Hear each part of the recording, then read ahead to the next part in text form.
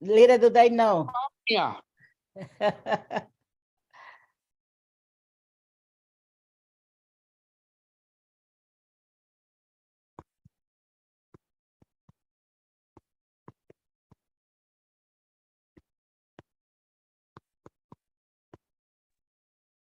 Good evening.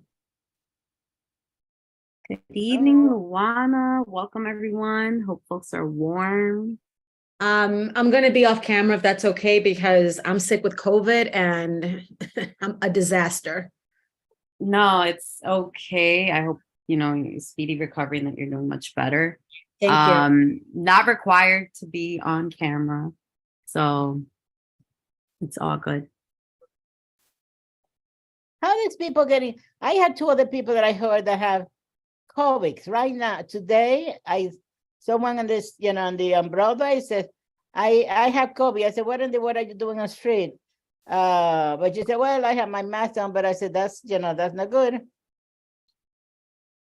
Yeah, I think that there's an uptick of sorts, but if I can provide a quick PSA, home tests don't necessarily work accurately, because I got a faint positive, like I could barely see the second line that shows positive. So then, of course, to err on the side of caution, I go to the doctor to get a PCR, and the doctor's home test, like antigen, came out negative, and the PCR came back positive. So for whatever's worth, those home tests can be faulty, because I'm so attuned with my body. I know that something was not right. I was like, I need to get this PCR. And then I was right with my symptoms. Wow. Okay.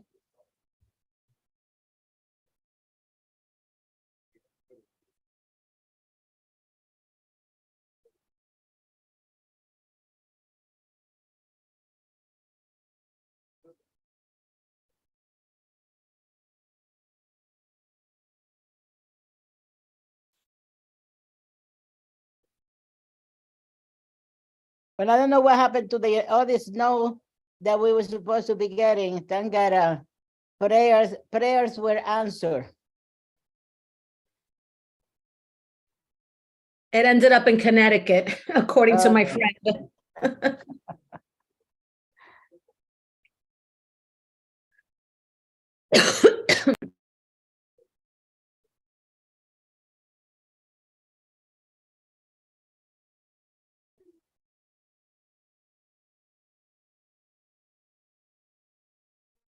Cool. So as board members keep trickling in, I know we're waiting for quorum.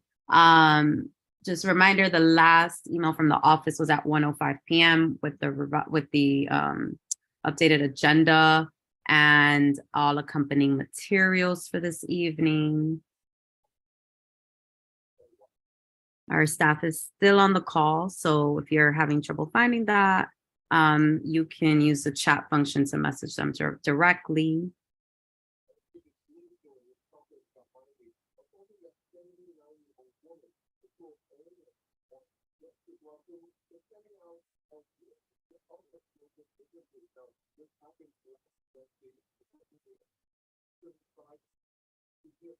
Is Liz on now? No, Liz won't be joining the meeting tonight. Oh, Yeah, and just a quick reminder, I see some more folks who will be speaking on behalf of off of an elected representative. So see, Mari is here, so you can use either the raise function or just rename on Zoom so that they can add you to the stacks.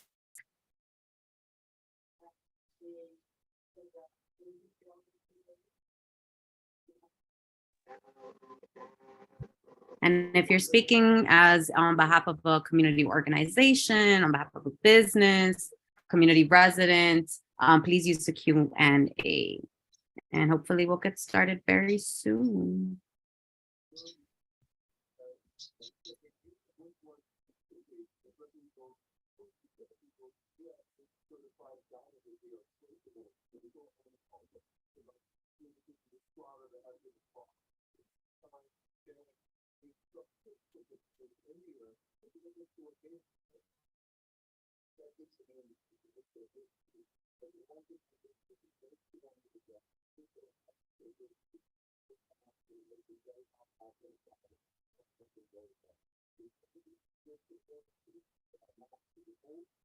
Well, while we wait for folks to join, I think we can actually get started. I won't formally call the meeting to order with reviewing our general meeting norms and some of our Zoom things that we've implemented in the last month that serve as a good refresher. So see Maddie or whoever can, the screen sharing, if they can scroll down a bit. Cool. So our general meeting, if you're joining for the first time, welcome. If not, then this might seem boring because you heard it before. Our meeting, usually the general meeting is where we vote on all matters of the month, and we get to hear from our elected representatives or organizations and the community who speaks here tonight. The one space where, for example, community residents get to speak and participate actively is during the public session. So you're able to sign up for that again on the Q&A. And normally, again, all the work of the board happens at the committee. And so you'll hear later on this evening from our different chairs who will let you know what to expect in the month of March and how to tap into some of those meetings that may be of interest. The chat function should only be used for community board business or questions about agenda topics, also for information sharing. So if you speak on the record, that's the opportunity to plug in those links, any newsletters that you'll be sharing, or if you're having technical difficulties, you can contact either of myself, Angel Vasquez, who's the first vice chair, or Simari, who's our second vice chair, and keeping track of the chat. Please keep questions and comments succinct to 2 minutes and germane to the agenda item. If you're unsure, please let us know. We don't usually engage in a back and forth discussion where we uphold Robert's Rule of Orders and parliamentary procedure. So folks are able to make a comment and we continue to take stacks or people's turns in that fashion. And I think that's it in terms of what's new.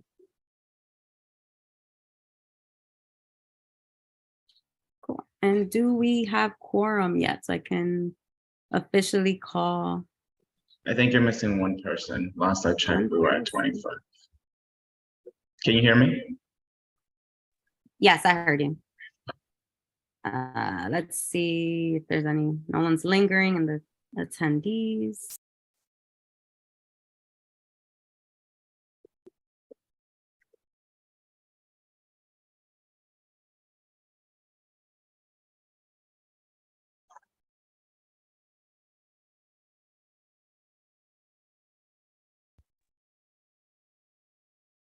Madam Chair, while we wait, is it okay to see if we get a copy of the calendars or was it sent out early? I checked and I couldn't find it.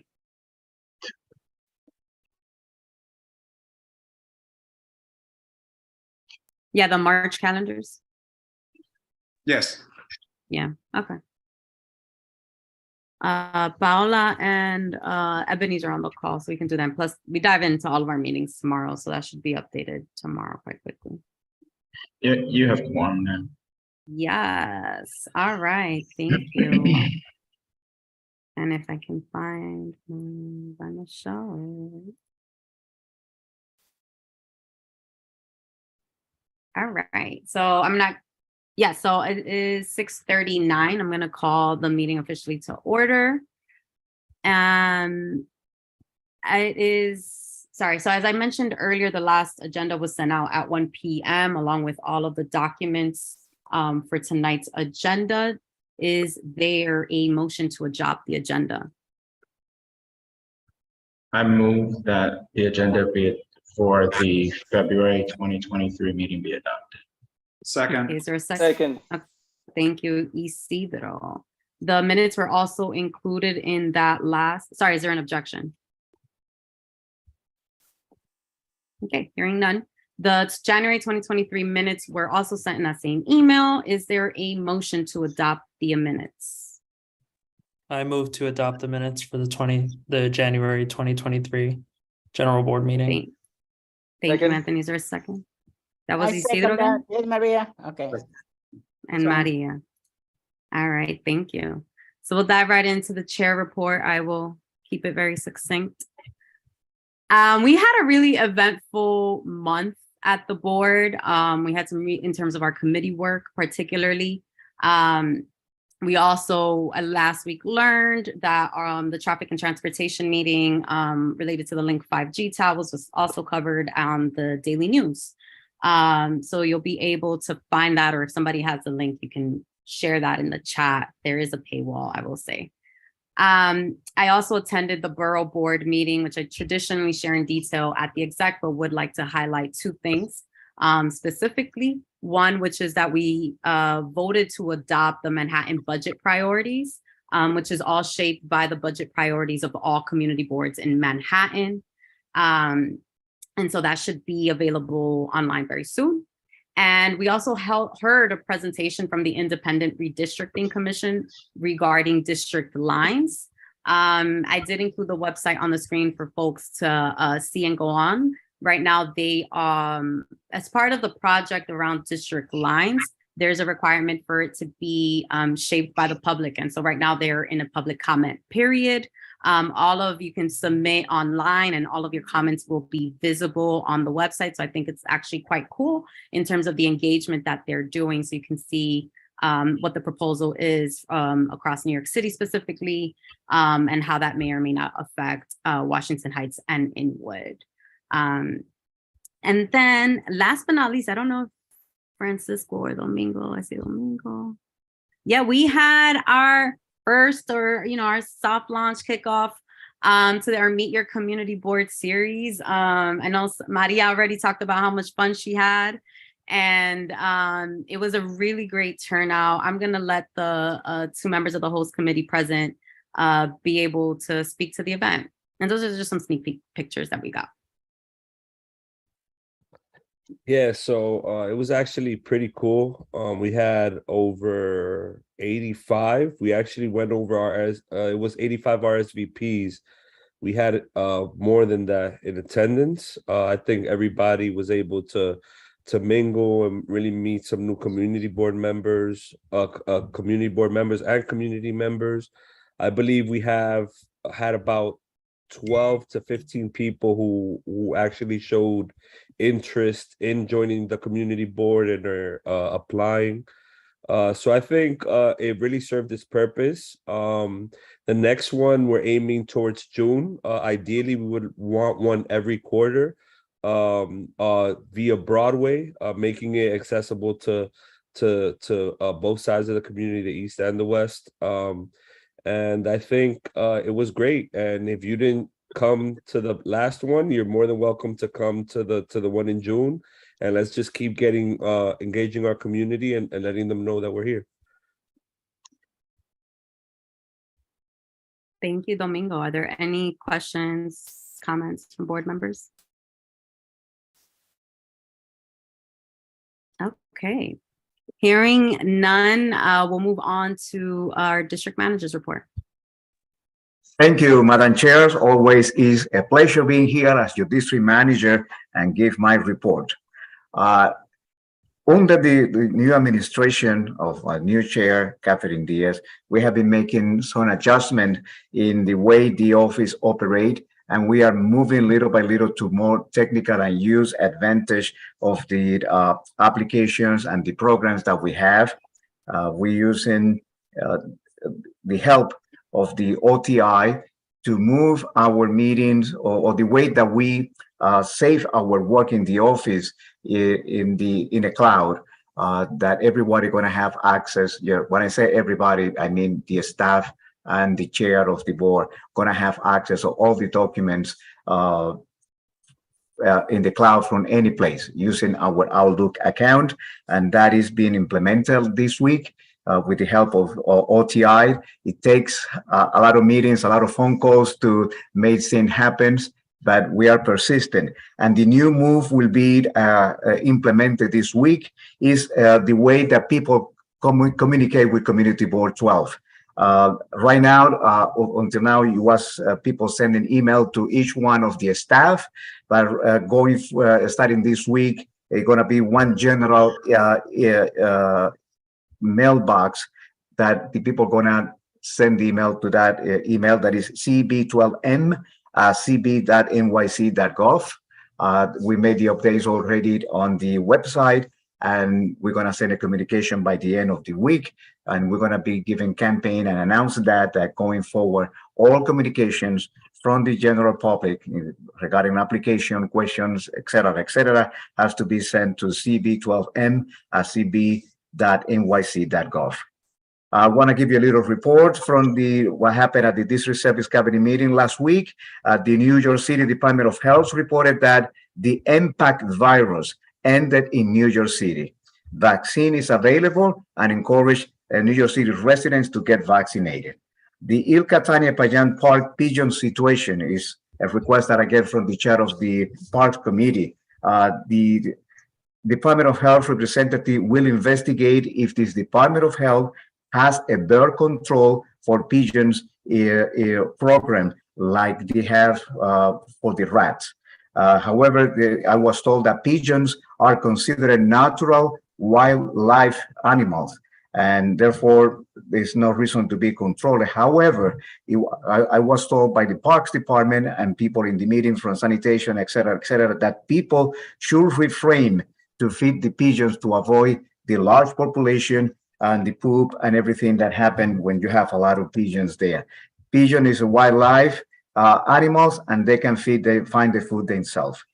On Wednesday, February 15 at 11:50 p.m., a male was found with gunshot in the torso at 163rd Street and Riverside Drive, and was taken to the Lincoln Hospital in the Bronx.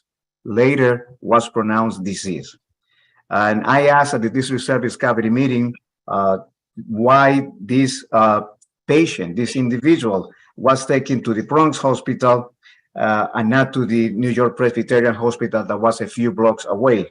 And I was told that the New York Presbyterian Hospital is not a level 1 trauma hospital, and for that reason, the 911 operator determined which the closest hospital available to take people with gunshot and this type of injuries.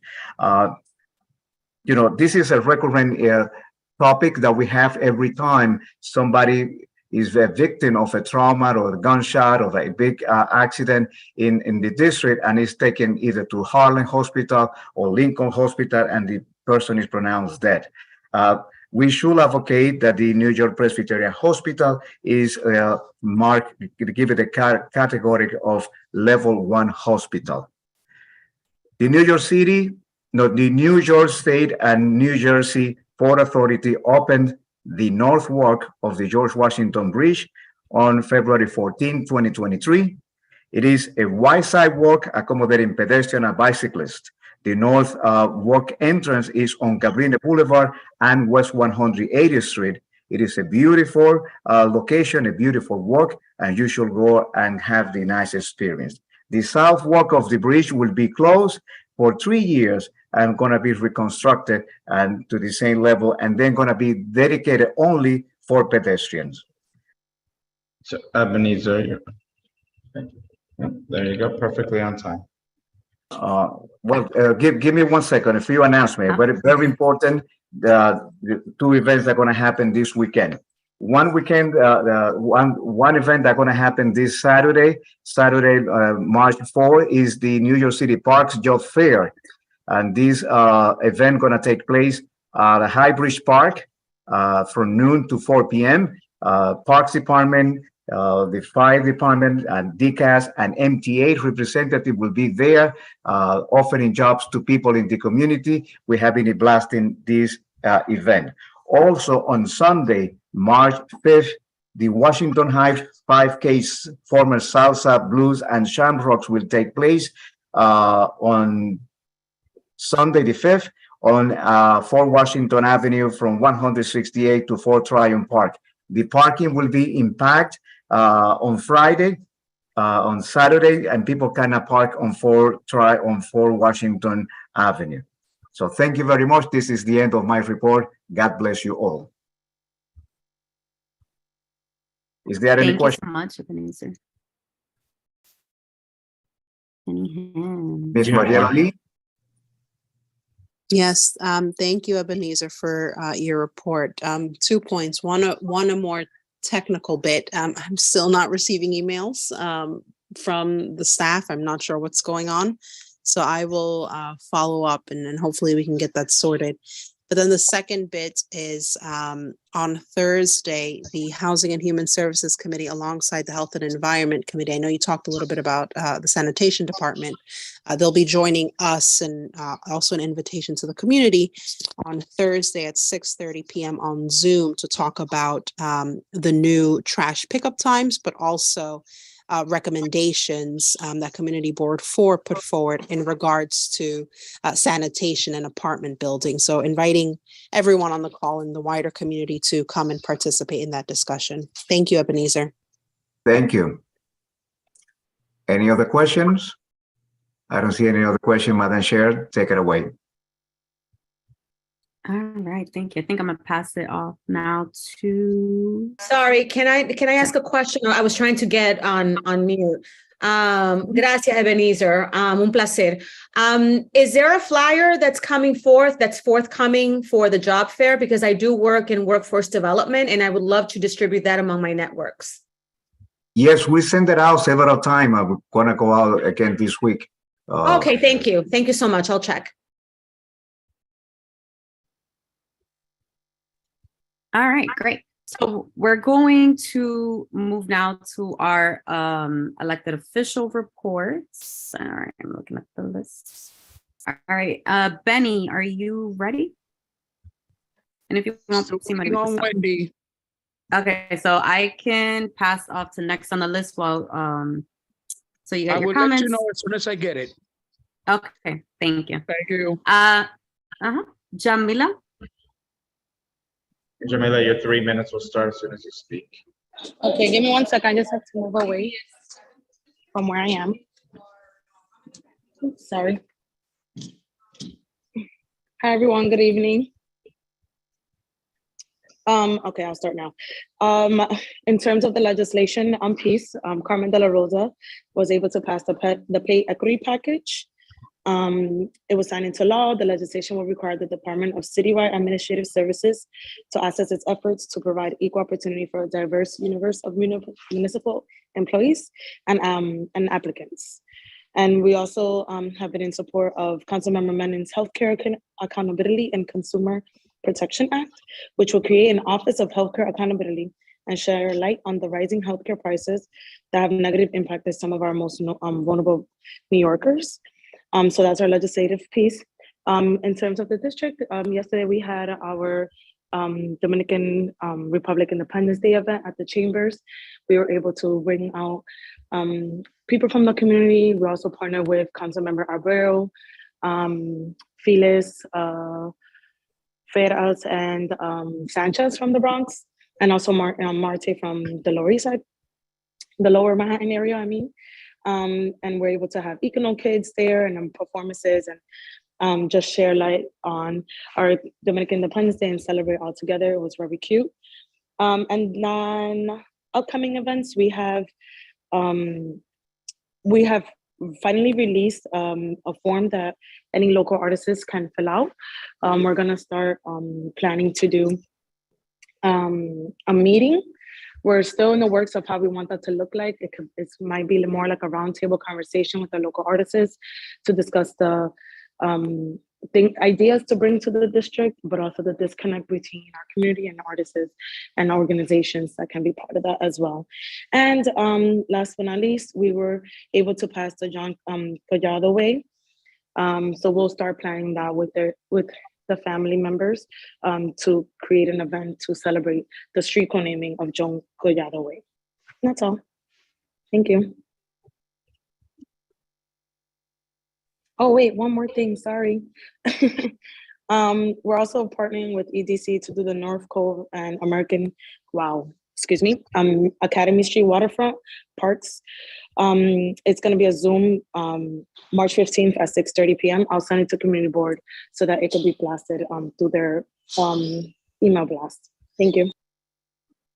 Yeah, thanks, Jamila, for sharing that. We're also going to report about it a little bit later and definitely sending that out. I see one hand from OC Kaminer. Yeah, 2 Yes. minutes. Can I speak? Yeah, you have 2 minutes. Okay, thank you.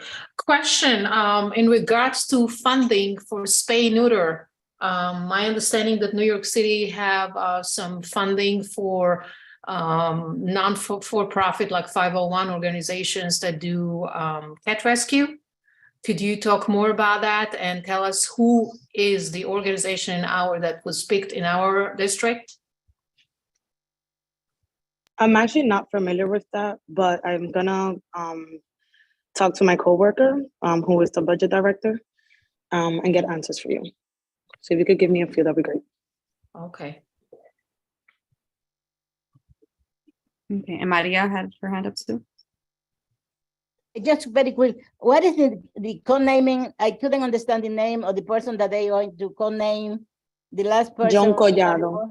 Who? John Collado? And who is John Collado, may I ask? Yes. He was someone who passed away, unfortunately, through police brutality. And it was actually brought to the community board and discussed, and that's how it came to our end. So he was a neighbor and friend to the community, and the corner is going to be Dyckman and Post Avenue. Yeah. Thank you. I never heard that from the community. But, all right. Thank you. Yeah, Maria. Yeah. He was killed by a plainclothes officer, shot in the stomach.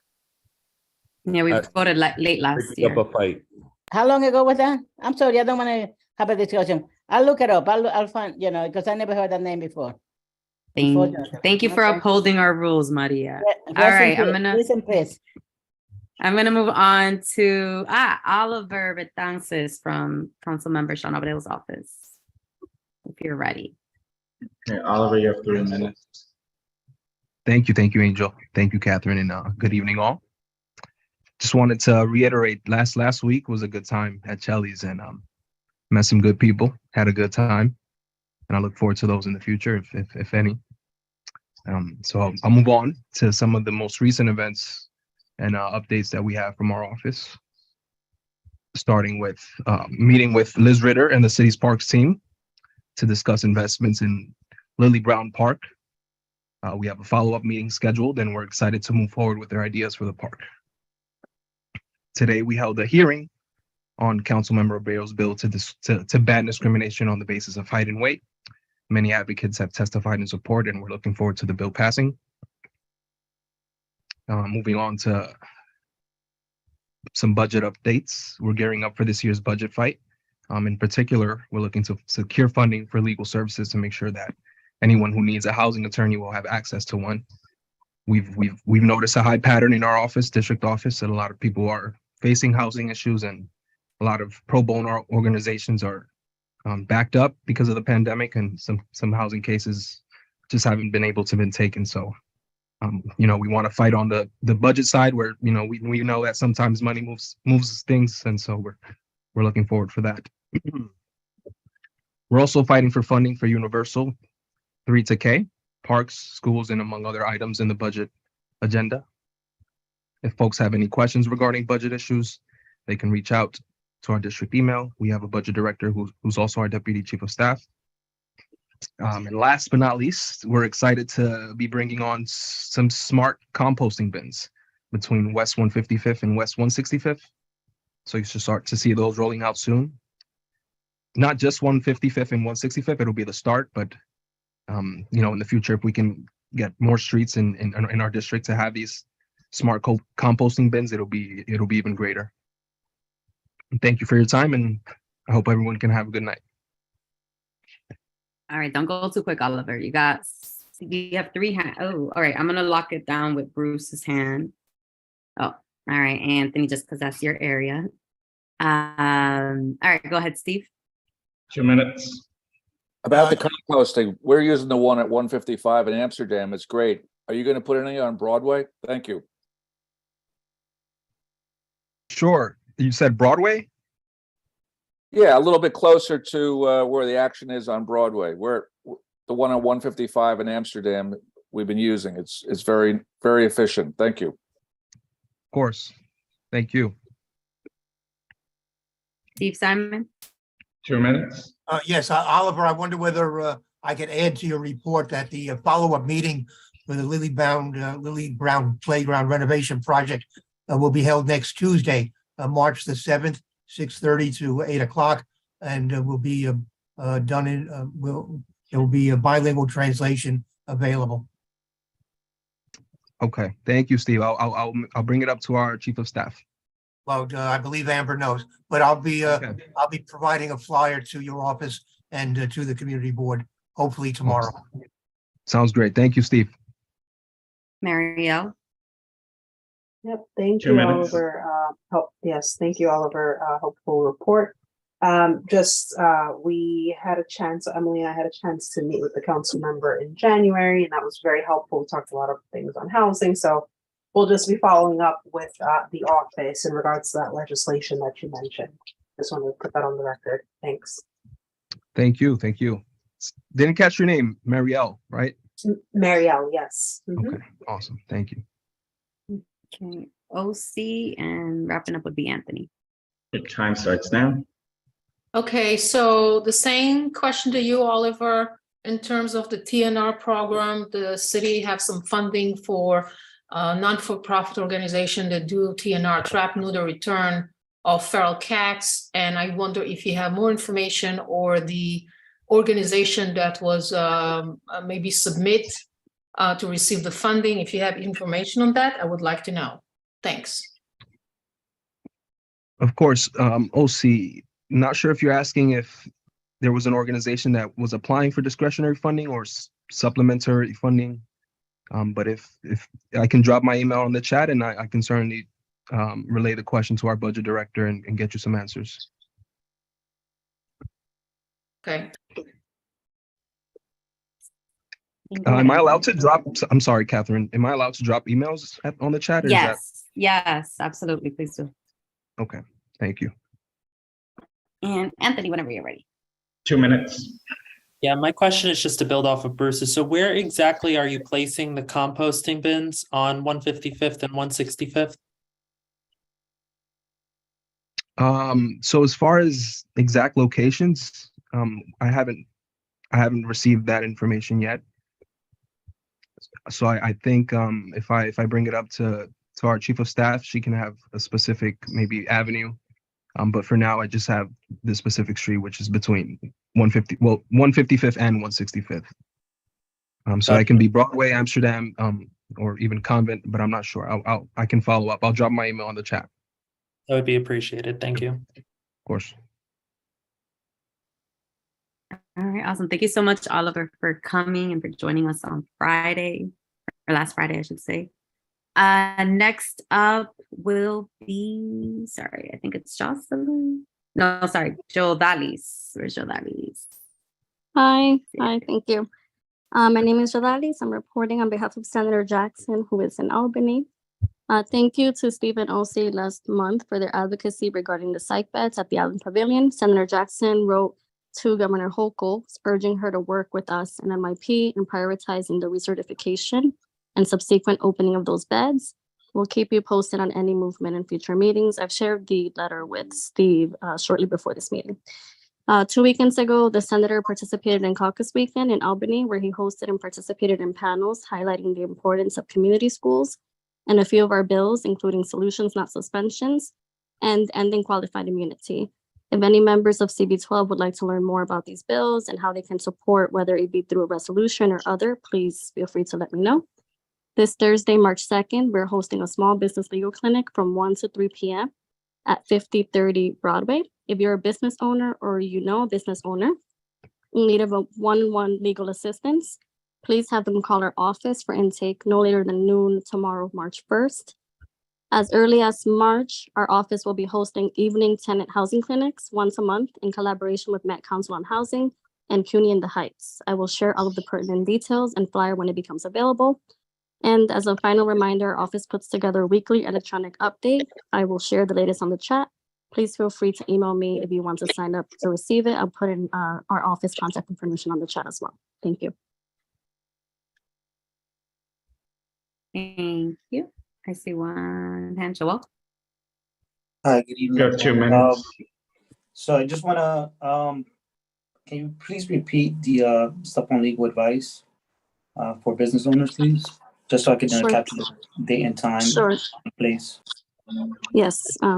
So it's on Thursday, March 2nd, and it's from 1 to 3 p.m. It's at 5030 Broadway in Inwood. That's between 213 and 214th Street in Broadway, and that's Suite 601. But we do want to do intake so that the attorneys have time to do due diligence. So a copy of the lease is very important. If you can call our office, and I'll put the number in the chat at 212-544-0173, that would be very helpful, so we can help you with the process. All right, thank you. Okay, I don't see any other hands for Joel Valleys.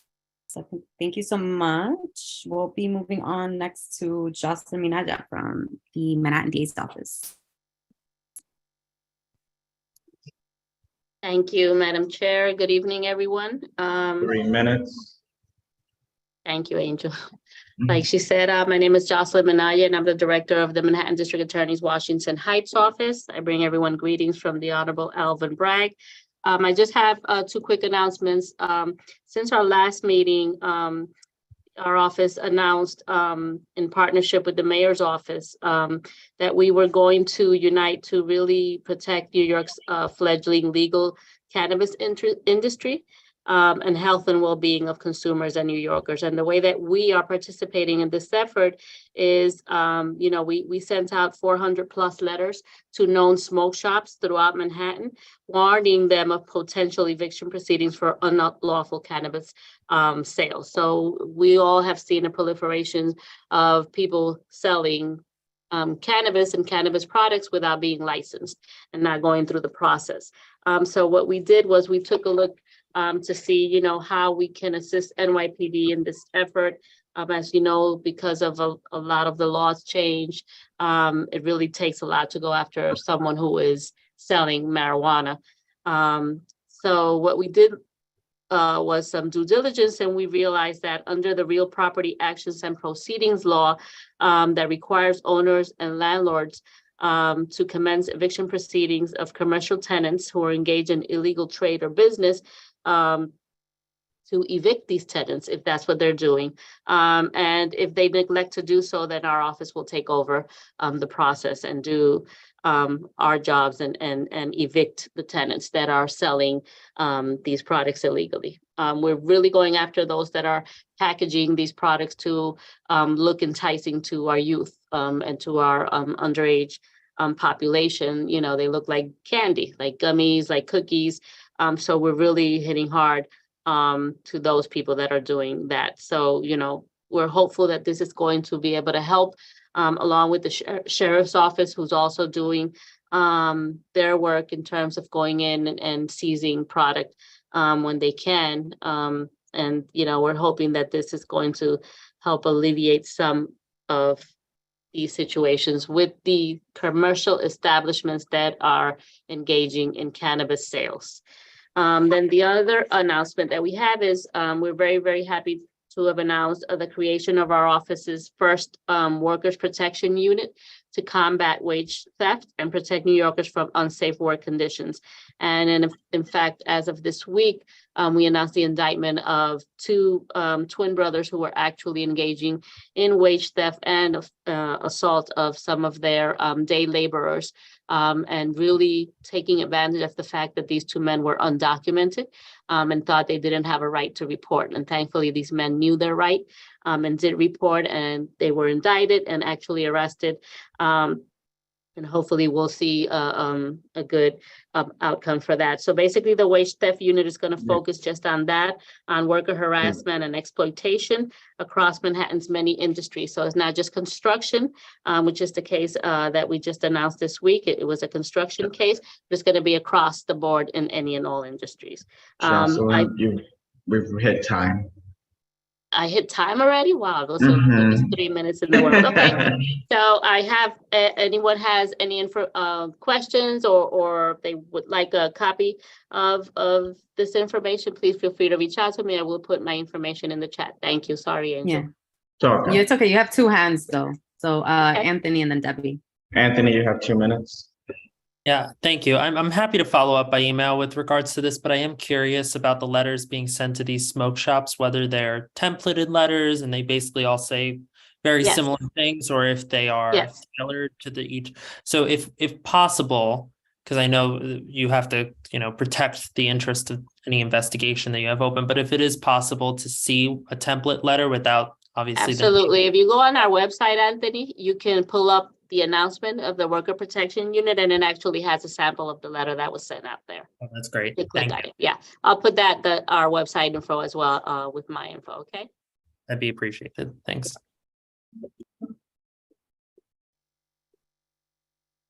Yeah, Debbie, go ahead. And then, what you got super popular. All right, so we're gonna go Debbie, Steve, Faye, Hector. Stop in there because we do have more folks to speak tonight. Just a reminder, it's 2 minutes per hand. Yeah. 2 minutes. I only just wanted to say that yesterday the New York City sheriff was on 181st Street, and as I understand, but I think it related to this, and there is a smoke shop that seems to have its doors closed as of yesterday afternoon.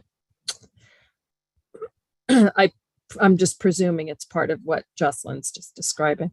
Yeah, well, the sheriff's office has been doing that all along. Oh, they have? Okay. Yeah, we're just lending an extra hand in terms of eviction, because you could shutter it down, but if people can have the right to go back in after, whatever the process is. So we're just trying to make sure they don't set up shop again. I see. Yeah, but thanks for pointing that out. Okay, I'm gonna go to Steve. 2 minutes. Steve's hand went down. I got confused. Jocelyn, I'm concerned about the undocumented workers who make the complaints about wage theft.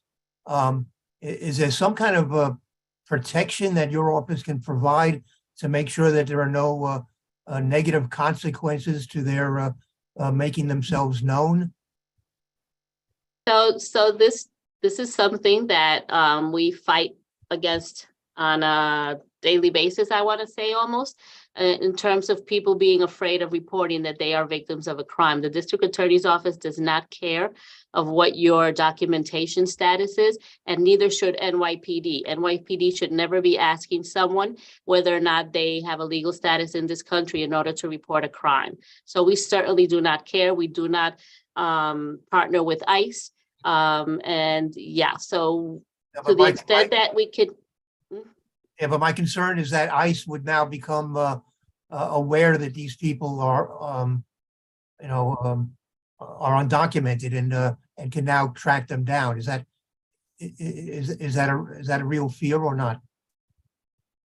I mean, I'm not going to say it's not a real fear. We know that ICE has been in the criminal courts, right? We've heard of instances where they have been, but that's not coming from our office. And to the extent that's within our power to protect people, that's exactly what we're going to do, Steve. Yeah. Okay. Thanks, Steve. We got one more hand, Faye. Yes, thank you, Chair, and good evening, everyone. Yes, Jocelyn, thank you, for this great news. One thing that's speaking loud, my mind so I'm thinking that since our board just recently formed a task force in cannabis, so I'm wondering if there is any, you don't have to answer now, but at least just to consider it, the idea that to have in mind our task force in cannabis, So if there is any any possibility that they can join that effort with you and the mayor, that would be much appreciated. Thank you, Faye. I'm familiar with the Cannabis Task Force that CB12 has. I'm not sure how we would be able to partner with you guys other than keeping you informed of the efforts, but you know, you're always our partner, and Mary and everyone else in the CB. So thank you for that. Thank you. All right, thank you, Chris. I see you for stocks. I'm going to move on to our next speaker. Thank you so much, Jocelyn, and congratulations on your award yesterday. Thank you. Yeah, and so next we have Lori from Congress member Adriano Espaillat's office. Angel. Yep, Laura, your 3 minutes start as soon as you start speaking.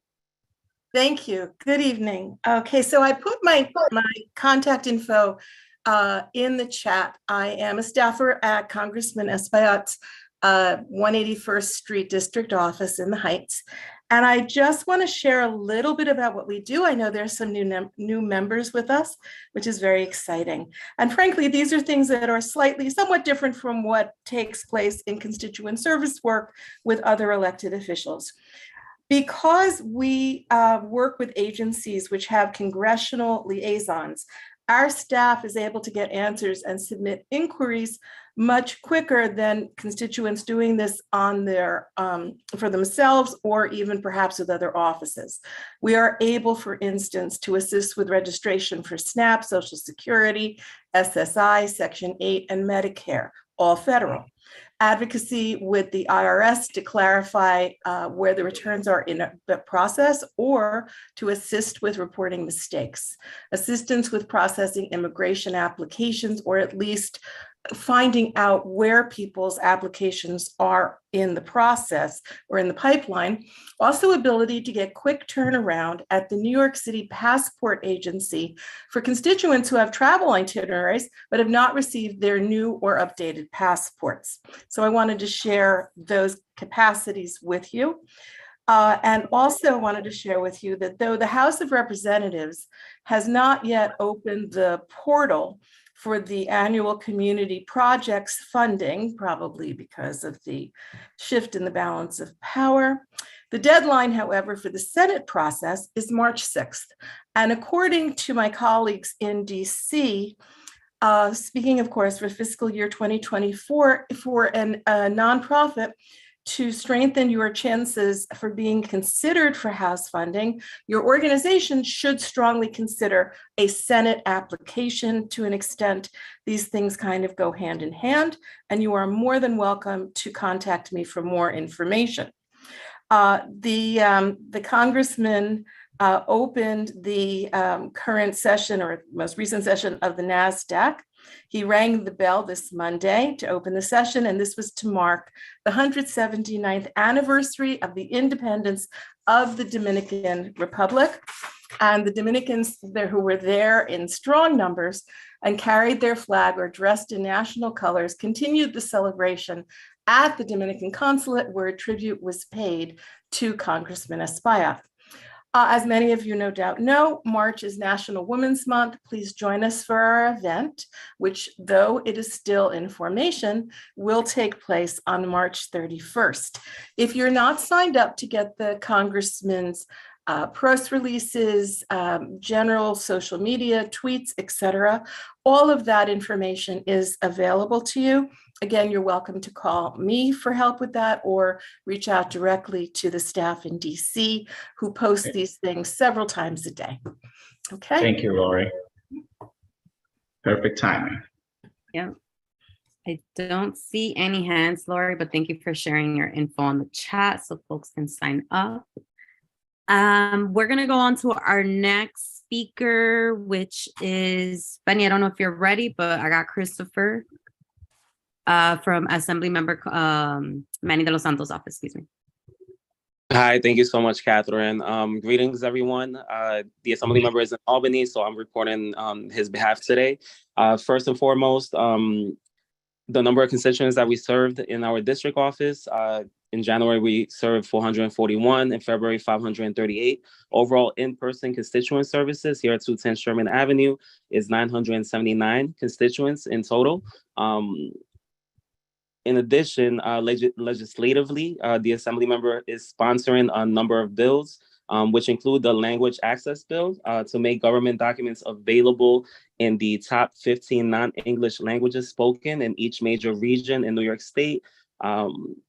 A second bill that he's also sponsoring is the Retail Worker Protection Bill to make it a Class D felony to assault retail workers, punishable by up to 7 years. Right now, it's only a Class A misdemeanor, punishable up to 1 year. In addition, he's also co-sponsoring very important bills for tenants, which is the Good Cause Eviction Bill, which we hope passes this session. He's also co-sponsoring the Tenant Opportunity to Purchase Act, which lets tenants of a building come together and offer to purchase a building from their landlords at a reasonable price. Also, he's very supportive of a number of climate justice bills, which include Bill Public Renewables Act, the Climate Accountability Act, the New York Home Energy Transition Act. And if anyone has any questions regarding legislation or has any would like to bring any pieces of legislation to our attention, please feel free to reach out to me. My contact is in the chat. In addition to that, we are also partnering with New York City Parks in the job fair that's going to be held on March 4th. March is also National Social Work Month. As a former social worker, we are partnering with Literacy Inc. to host a community Read Out Loud event. It's going to be hosted in Inwood. We are still finalizing details on that event. I'll be sharing that information with the community board once we have a flyer finalized. And also, we are partnering with the New York Legal Assistance Group to host a number of legal clinics at our district office at 210 Sherman. Once we finalize a schedule for this month and the next month, I'll also be sharing this information with the community board. Thank you so much for your time. And if you have any questions, once again, my contact information is in the chat. Thank you all so much. All right, before you go, you got one more hand, Steve. Yes, if I could just add, Chris, that the Yes, Steve. job fair on Saturday is noon to 4 o'clock at the Highbridge Recreation Center, Amsterdam Avenue and 173rd Street. It was organized by the Parks Department in response to a request from Assembly Member De Los Santos, and it includes representatives from other agencies, DOT, the Fire Department, the MTA, DCAS, Department of Education, and we already have over 1,000 people signed up to attend. Yes, we're going to have a great turnout. Thank you so much, Steve. Thank you. Is Benny, are you ready? She hasn't responded, but I got two things that I know offhand. On March the 10th, the Assembly member is holding his 5th annual Black History Month celebration. It's going to be located at the Adam Clayton Powell State Office building, and that will be between 5 and 6:30 p.m. Everyone is welcome to join us. And on March 17th, he's having the 4th annual Women of Distinction Empowerment recognition, and that would be from 5 to 6:30 p.m. at the same location at the Adam Clayton Powell State Office building. And as soon as I get the other minutes, I will share it with the board. I can post my contact on the chat. So if anybody has any questions, I can give them more information. All right, thanks, Benny. Feel free to drop that. I don't see any hands. And if you do get extra notices, we can always, if it's a newsletter or a link, we can help disseminate. Our office can do that. And then last but not least, signed up on the public, but really should be in this portion of the meeting, is someone who, for some folks, is a new introduction. For many, it is a very friendly face.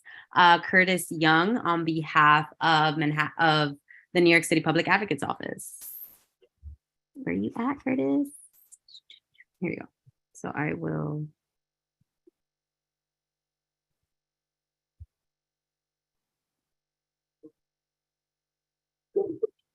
I can hear you.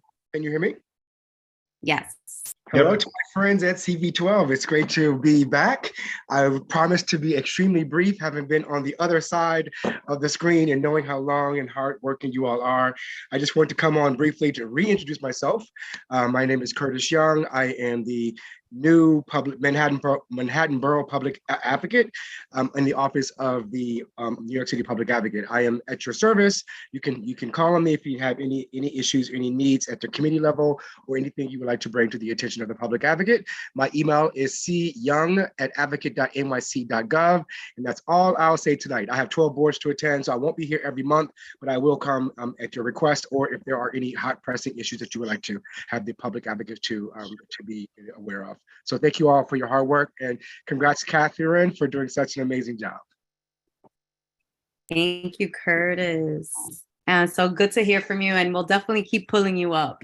So I know we got a lot of competition with the other boards. All right. So I think that wraps up the elected portion. No, I'm sorry. How did I forget the hello, Manhattan Borough President's Office, Porfirio. I'm not sure if Mark's also joining. Actually, Mark will not be joining us. However, you have me today. But he did ask me to share a phenomenal turnout at the CB12 meet and greet event at Chelas on Friday. It was really exciting to see so many of you in person and to see the interest of so many young people who are interested in the community board and the process of having a voice in civic government. The Manhattan Borough President congratulates you, Catherine Diaz, and your executive team for raising the awareness of CB12's community boards opportunities. Thank you, thank you, thank you. As you know, we are currently accepting community board applications. So if you are free or need to be reappointed, or if you want to have your voice heard, if you are interested in your neighborhood, if you want to make a difference in civic government, please apply. There's a direct link to our website at www.manhattanbp.nyc.gov. The deadline is March 17th.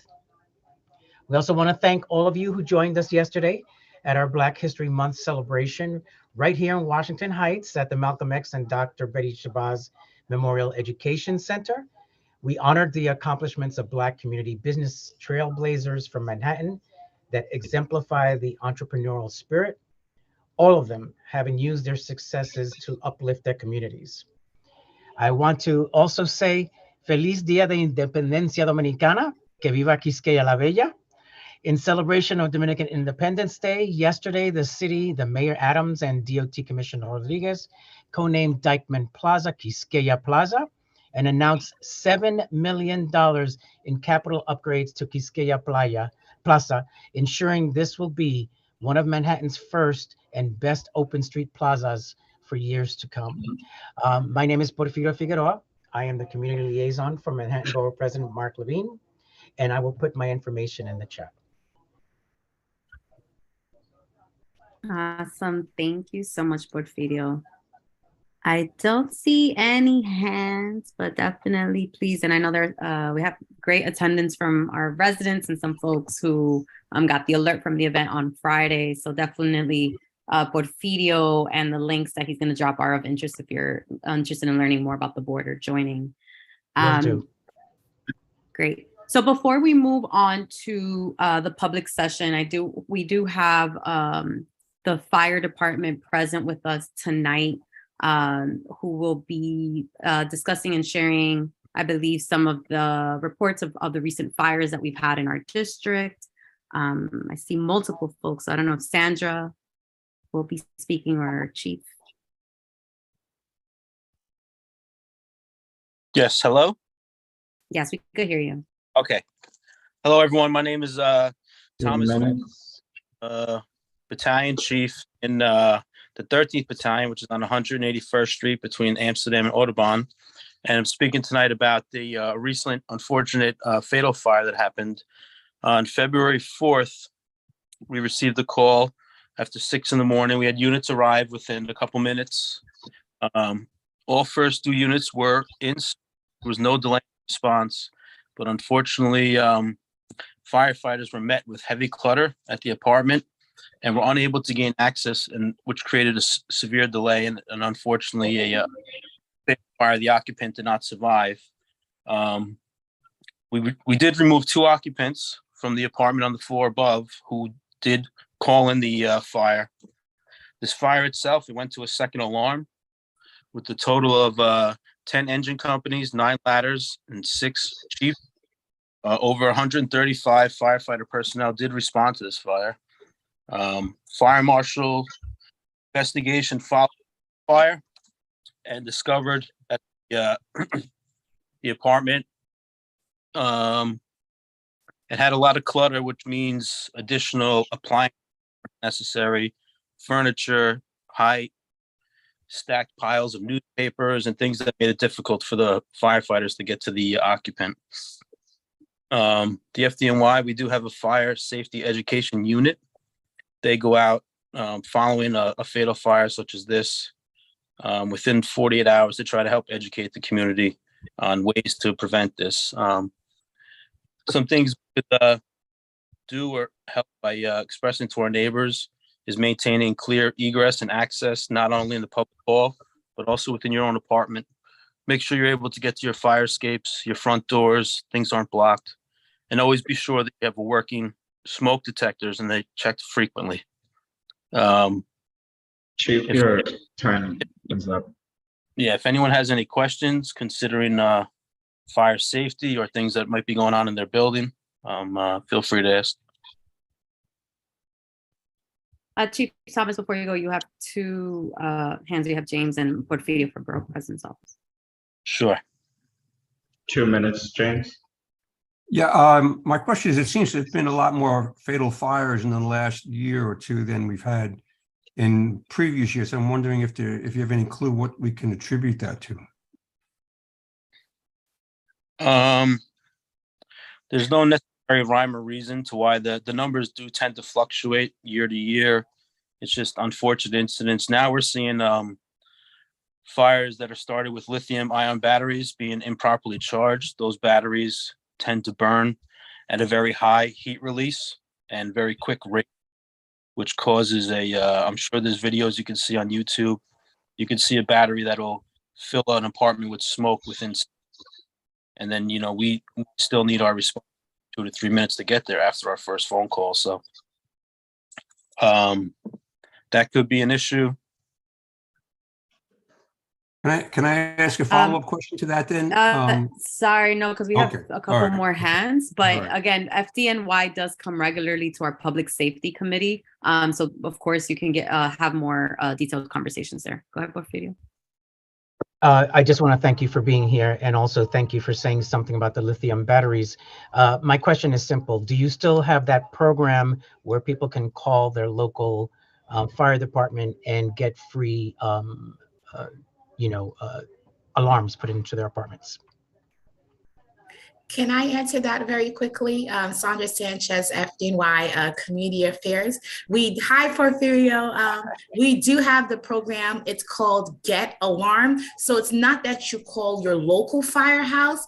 We will work with you directly with the resident to make an appointment, and we will install as many carbon monoxide smoke alarms as you need within your home. My email is in the chat. I can share the flyer with you, but that number is 1-877 Red Cross with just 1 S, and that should translate to 1-877 633-2767 if my the old school number dialing, but I'll share that with my email and also in the chat.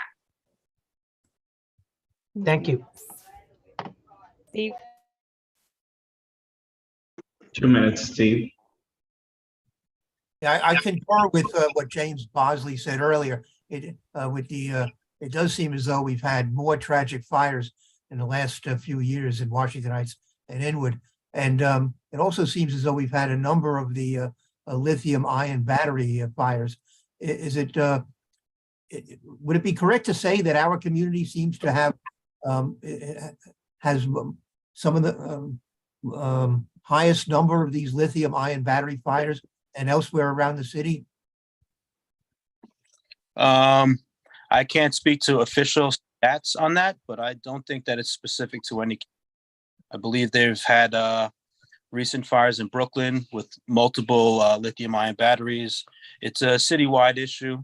It's but it seems like we've had more than our fair share.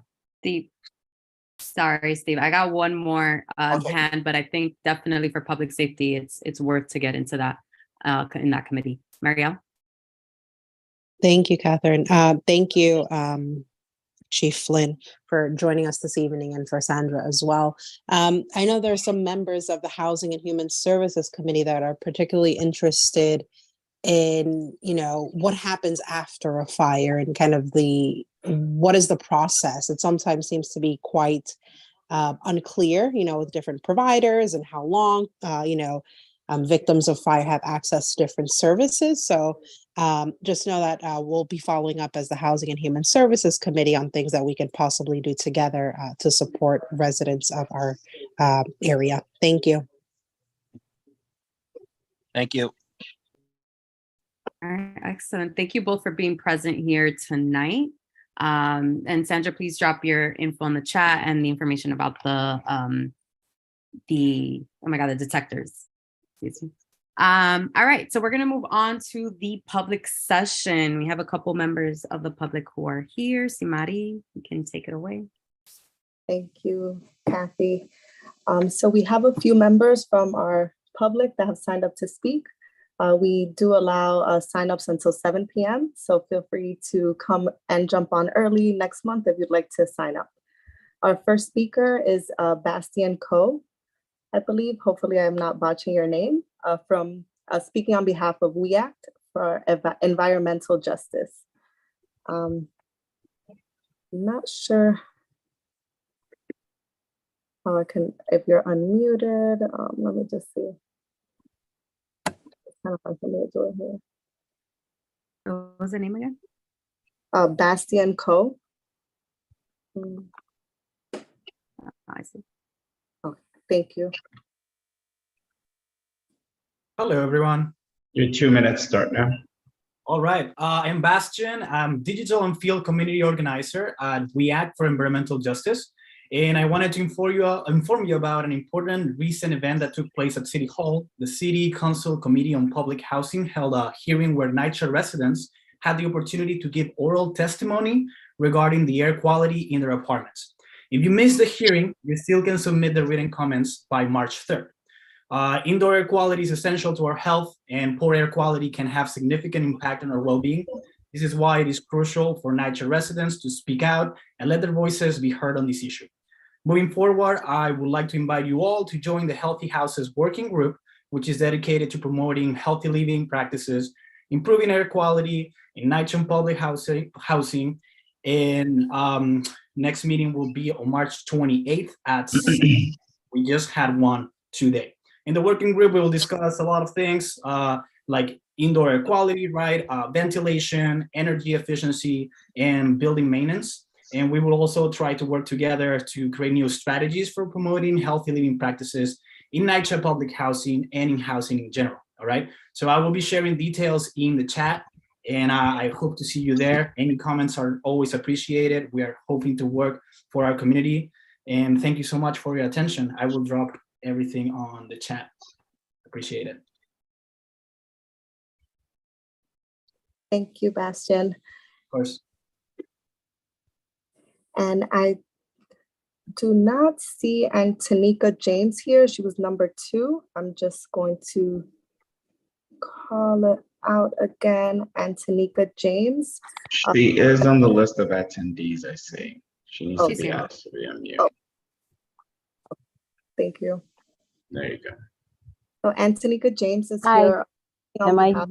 Yes, your 2 Oh, minutes okay. begin now. Okay, thank you. Thank you to Community Board 12. My name is Antonika James. I am the community liaison with the Connect program at Housing Works. We are a new community-based program that is serving as an extension of the Housing Works Office of Mental Health, their clinic. And we're located at 1751 Park Avenue, which is at 122nd Street in Park. Our program provides services for free to the community in Harlem and in East New York, but obviously I'm speaking to the Harlem community, Inwood, Washington Heights area. And the services that we're providing include therapy, case management, and crisis interventions. the uniqueness of our program is that we are meeting community members where they are. And so these services are provided off-site, meaning that it could be at someone's home if they feel more comfortable working with a therapist in a library or at a park or even at like the local Starbucks or something like that. This program is going to be free, like I said before, for all of those who are eligible. And it also includes individuals regardless of their immigration and insurance status. And we really want to increase our visibility within the community and collaborate with other organizations that are in the area, finding better ways to address stress, anxiety, racial traumas, and the like. So I look forward to speaking with your board more, participating in more activities with this body and in the future. Thank you so much. If there are any questions, I'll take them, but otherwise I'll leave my information in the chat if there are organizations or those who want to make referrals to our organization. Thanks. Yeah, please leave it in the chat. Just so folks are aware, for public session, we only can engage in like clarifying questions. So if we miss something or anything like that. Thank you, Antonika, for sharing. And I will call Tara Das from the EDC. I wasn't sure if you still like to share here as speaker number 4. Hi, thank you so much. My name is Tara Das, and I'm from the New York City Economic Development Corporation. And yes, we're very excited about an event that was already mentioned by Councilmember De La Rosa's office. On March 15th, we will be hosting a community input session to collect feedback and ideas for an upcoming parks project we will be working on in collaboration with the Department of Parks. On Academy Street and North Cove, we are working on developing 2 new waterfront parks. So we're kicking off our series of input sessions. This one will be virtual, and I will drop the registration link in the chat. But there will be other upcoming meetings in person, walkthroughs, etc. We're partnering with the council member's office on, and we'll be able to share details on those dates shortly. But for now, we look forward to seeing all community members at the March 15th virtual session. Thank you, Tara, for sharing. And we'll move on to our next speaker, Cynthia Carrion, speaker number 5 from School in the Square.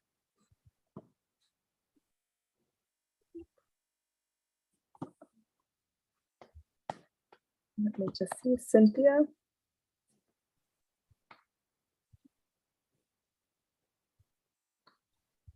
Let me just unmute you here. I think I got the hang of it now. Hi, can you hear me? Great. Yes. Hi, everyone. Thank you so much. My name is Cynthia Carrion. I'm with School in the Square. So just to kind of share that we'll be opening a new high school on 500 West 181st Street.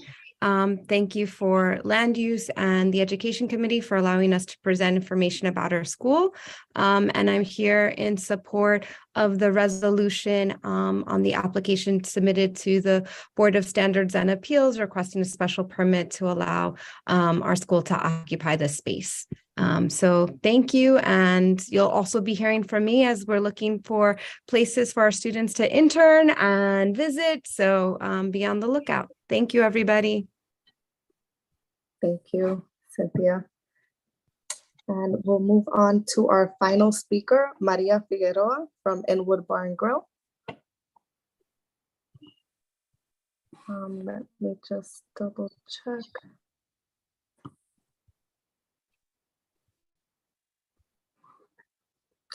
Maria, try it now.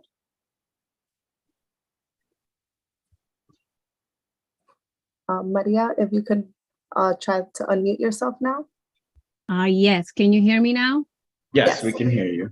Good evening, everybody. Yes, my name is Maria Figueroa, and I'm the owner of Inwood Bar and Grill. And I'm here if anybody has a question about my application and extending hours for the patio that is enclosed. And I would like to extend the hours for like until 2 a.m. I'm sorry. So that way I don't have to relocate the customer and clients to another location inside, or if they wanted to stay there for a longer time too. Thank you very much.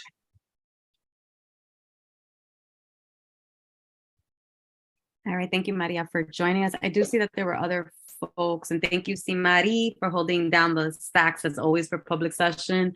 I did see a couple folks who want to speak. We closed the public session for folks to be aware at 7. So if you did want to say something, I'll allow, the Q&A is there, so you can drop your comment related to the restaurant within the Q&A. Cool. So that closes the public session.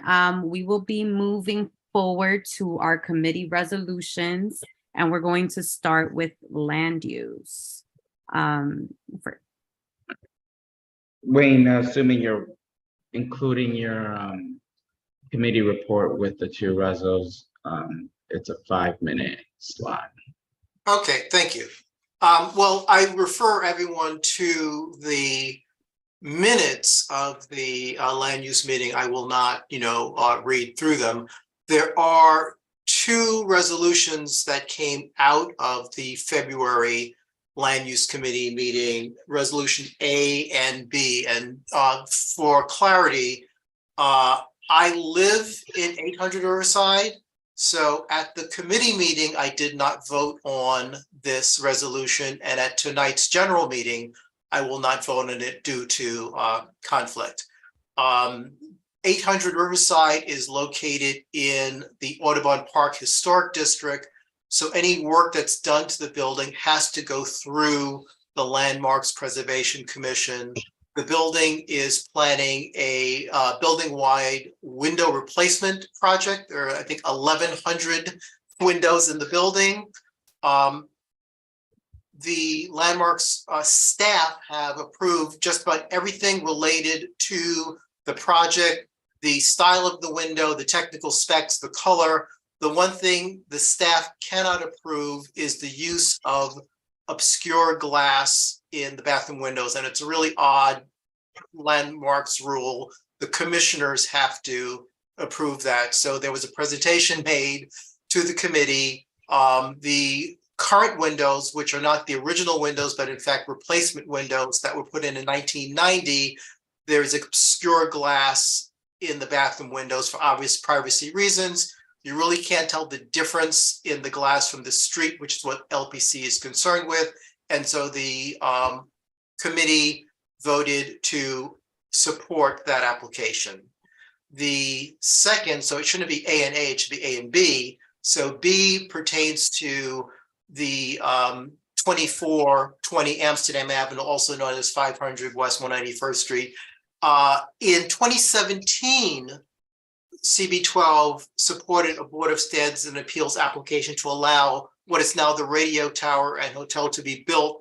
And that's because the site is zoned primarily a commercial district, which is C8, which really focuses on like automotive uses. It does not allow for office space or residential or community facility uses. So a Board of Standards and Appeals application was needed in order to build that building. Some of the office space is now being leased by the School in the Square, which is what Cynthia Carrion just spoke to. It's going to be the location of their high school. And once again, the underlying zoning does not allow, as of right, a school in a C8 district. So a special permit is needed to allow the school to occupy the office space that is in there. We discussed the application at length. As it's stated in the resolution, there were some items that pertained to other committees, and we referred the applicants to speak to those committees, and we supported the application for the special permit. I see one hand, Jay Baez. Yeah, I had a question regarding the Riverside location. Is the owner, is that a rent stabilized building? No, it's an HDFC co-op. Okay, so So they won't be increasing everybody's rent for replacing all the Well, I windows. mean, it's a co-op, so we have to pay for whatever the improvements are. You know, and so we have a capital reserve. We may need to borrow, but you know, the cost of the capital project, you know, will have to be carried by the shareholders of the building. Assuming there's no renters. No, it's 100% shareholder owned. It you know, Okay. it converted from a rental to a co-op in like 1982. Yeah. And for the zoning for the school,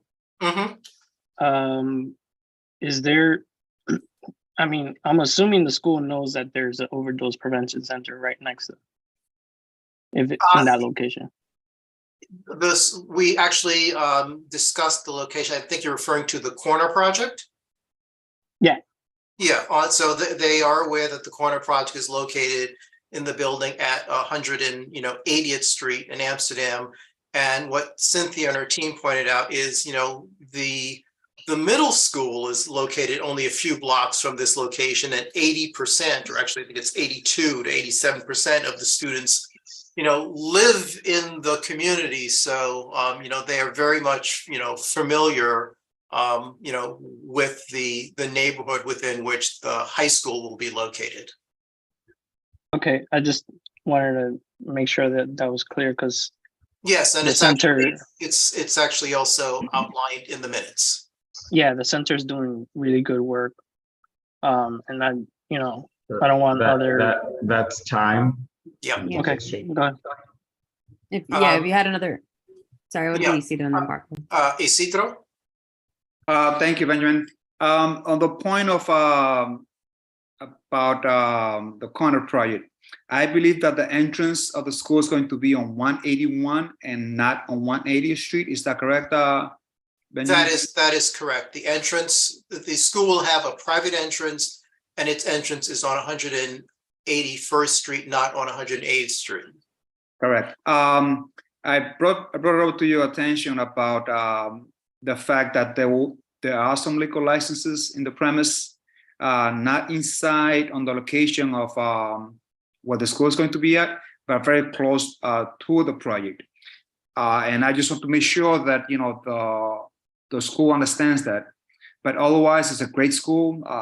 They have been running a great program, and Cynthia has been really active in the community. So I'm looking forward to having them like on this new project, which will bring a lot of economic life to our small businesses in the area.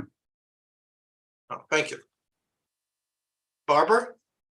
Yeah, I just wanted to say, having taught in rough schools and taught in rough neighborhoods, usually the way these issues are dealt with has to do with dismissal time, and it's more of a time issue and space issue than the fact the corner project is there. And I think the corner project should coordinate with the principal in terms of dismissal time and dispersing the students. And the corner project should essentially be making sure through their own security or whatever that they are maintaining that they don't have they more or less having their clients stay inside during dismissal time, and also kind of policing the area around there.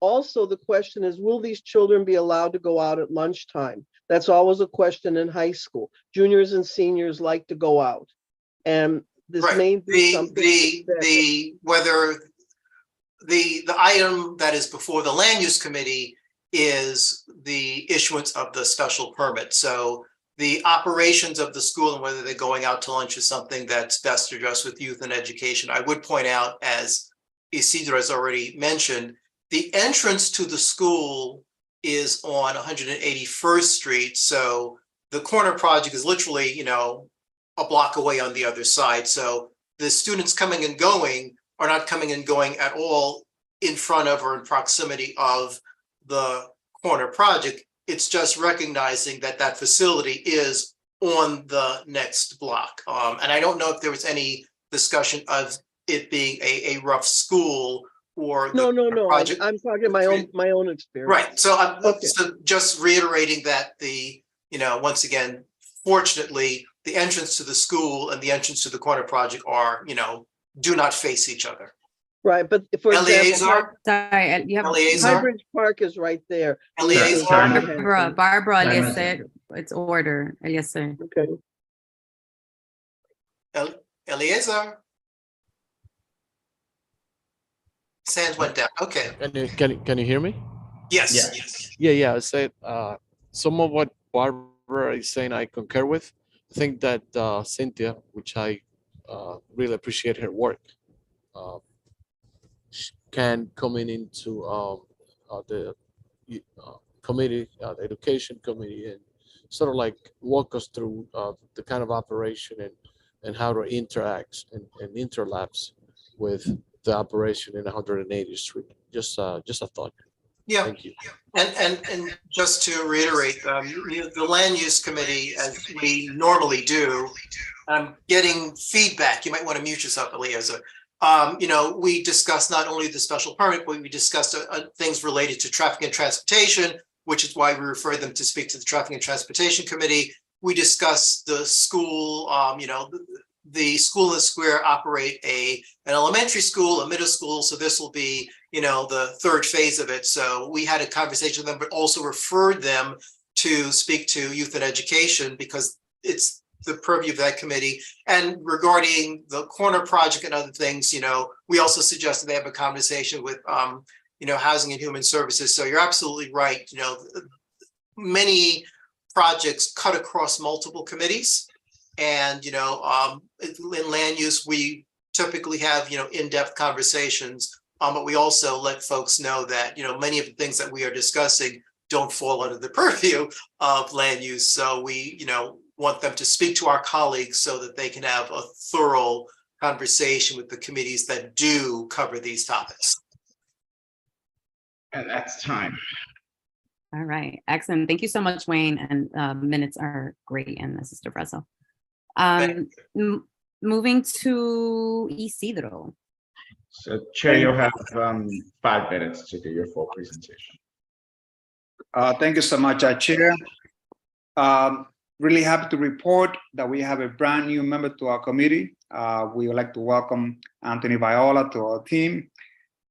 Great input, by the way, Anthony, very grateful for the support that you provide our businesses by asking key questions, and your contribution, of course, very appreciated. A quick note, please understand that agenda item number 9 is not an objection. So that's an arrow there on the agenda. It should be no objection. So please note that agenda item number 9 is no objection. We have 3 withdrawals of 4, actually 3, I'm sorry. So you're not voting on agenda item number 2, 4, and 10 because they were withdrawn either at the meeting or prior to the meeting. Practically, some of the applications that we had practically represented no problems. Some issues that were concerning had to do with agenda item number 8 about issues that were taking place inside the premise. The operator was there, the owner was there to answer these questions. You see them on the resolutions that are highlighted there. And they were asking to extend the hours of operations of the patio. The committee has some discussions on the matter, and after some agreement, we agree that the hours should be set as they're stated on the resolution. The panels, for your understanding, on the Inwood Bar and Grill, they are the one that covered the whole backyard. They are soundproofed, and those panels will be closing at 8 p.m. every day. And on that, Madam Chair, I'm open for questions. I see Steve Simon. Steve. Yeah, thank you, Isidro. I have questions about, I guess, 3 of the resolutions, but let me first begin with numbers 6 and 7. The resolutions say that we want them to have double parking signs. I assume it should say no double parking. And with the resolution number 1, the 5th whereas says that the manager and representative were present at the meeting to answer questions from the committee and the community. And then in the next whereas, it says the operator and a representative failed to show up at the committee to answer questions from the committee and the residents. So one of these whereases, I assume, is not correct. And let me address number 1 first. The operator was not there, so I'll make that correction, Steve. Thank you for bringing that up.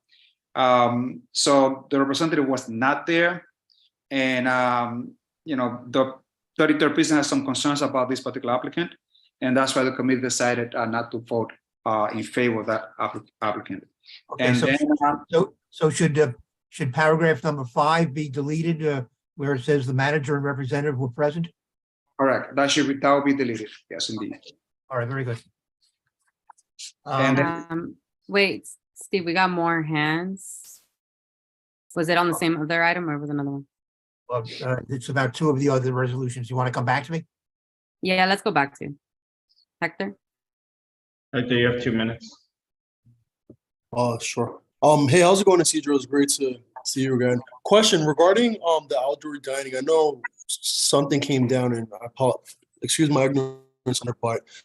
Are establishments allowed to have the outdoor dining? Because I know some establishments, they're taking down their outdoor dining artificial structures, and I see other establishments putting up their outdoor dining structures. I just wanted some insight. If you could provide that 1 or 2 minutes, and I apologize for interrupting. No, thank you, Hector. So the legislation just came about, and that task is going to be assigned to DOT. The specifics and the dimensions and everything that has to do with outside dining will come later on, so that patrons will be clear as to what are the specifics. It's going to be seasonal. It's not going to be permanent, meaning that the structure will not stay there like year long. They will have to be removed in the wintertime. Madam Chair, I don't know who's next. Yeah, I got you, Maria. Maria. Very quick. Just saying that some of the application was withdrawn, 2, 4, and 11. What happened to number 8? I'm not looking at the agenda in front of me. So Sure, Maria. So agenda item number 2, 4, 8, no, 2, no, 4, 10. 2, 4, and 10. 2, 4 was that were withdrawn. Correct. I thought it was 11. There's no 11. It only goes up to 10. Okay, so wait a second. 2, 4, and 10 were withdrawn. So whatever happened to number 8? 8 had been approved by the committee. Okay. Thank you so much. That's it. Thank you, Maria.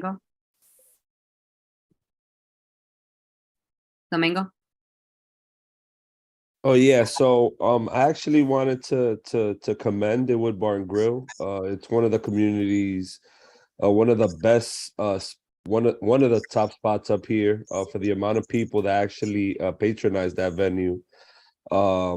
There's very minimal to none. The incident that recently occurred was actually a car driving into the venue, and it was fixed very fast. It's one of the venues I attend, so I actually encourage all of my colleagues to support small businesses being able to stay open by being able to expand their business, but also Locksmith as well is one of the venues in our community that have really played a role in not only maintaining good business but maintaining a good culture for folks in the community to be able to patronize. Thank you. No doubt about that, Domingo. And just like Locksmith, Maria Figueroa is doing a great job at Inwood Bar and Grill. And it's one of the establishments that I go there not only for the great food, but also because of the great ambience and rhythm that they have there. So it's a really great establishment for Maria at Inwood Bar and Grill. Real quick, just a point of order. We're going to close right now with Barbara and Steve, because this is your second turn. You're actually going to be closing it. So you'll be the last hand. It's Joel next. 2 minutes, Joel. Thank you, everyone. Just want to echo Isidro and Domingo's point. Inwood Bar and Grill I'm a patron. Maria has been nothing but great running that business, and we must allow them to scale. Just want to also echo to vote in favor of agenda item. I think it's number 8. So thank you so much, Domingo and Isidro, for echoing those sentiments. Continue the good work, Maria. Thank you. Anthony. Thank you. Thanks. I wanted to comment on resolutions numbers 6 and 7. During the licensing committee, I did ask the representative about their most recent health inspection grade, which was a B, as presented to the committee. And the representative informed us that the reason they received a B was due to some issues regarding paper towels not being behind the bar. A later research, very similar according to the health inspection when I went on the city's website, but there were some other notable concerns relating to the fact that the supervisor on staff did not have a food handling license, which is very important for restaurants. I did stipulate my yes vote to being that the restaurant continues to work on amending and repairing the issues that were noted in the health inspection. So I did want to comment on that here, that my vote and the adding that into the resolution was stipulated based off of the health inspection. Thank you so much, Anthony. It is Barbara. Yeah, I just wanted to make a comment about Inwood Bar and Grill, somewhat different, not as a patron, but as someone who has known Maria Figueroa for 6 or 7 years when she first started Inwood Bar and Grill. And that I wanted the committee to be aware, the board to be aware, that she's been a real contributor to the community, donating food and time to organizations like the Ring Garden. And also she has been a frequent member or visitor to the Police Community Council, and has some, which is very rare among many of the restaurants, and has learned and taken input and listened to the community on how to run a business that that works with the community and is not in opposition to the community, and has taken tips and insight from both the police inspectors, also from me and other community members, on how to make this truly a community place, and it's worked. Yep. So that's my point. Okay, Steve. You call me chair? Yes. No, I didn't see your hand up. I said Steve. No, I put it down because I thought that you don't. Yeah, Steve's Steve's the last hand. 2 minutes, Steve. All right, I have 2 questions about the Inwood Bar and Grill, and a question about Bubbles Posh Pizza. On Inwood Bar and Grill, it says here the 34th precinct reported around 30 noise complaints. It doesn't say during which span of time, and 6 calls as of this year. Is there anything that's being done as part of this application to diminish those noise complaints? So Steve, the 6 calls have been for this year, as January 1st of this year. Right. And 29 311 calls were for 2022, for last year. Right. In essence, they do have a sound limiter. So they also have other panels outside as soundproofed. Usually when they open up the door, maybe that's when the complaints might be coming from. But they do also have a double door. So my understanding is that it would be difficult for a sound to be an issue outside of the premise. But it could be when the door's open, or when security is checking someone at the door. That's just my explanation. Or when there's you have patrons on the roof, don't you? The roof is not enclosed. The roof is not enclosed up to 8 o'clock at night. All right, well, that could be a factor. Let me ask you about this other statement here. Wait, Steve, remember it's one. Oh no, sorry, it's by time. Excuse me. I'll give you back 3 seconds. It says here the employee in question did not seem to have intentionally touched the patron the employee was later dismissed. That doesn't seem to make any sense.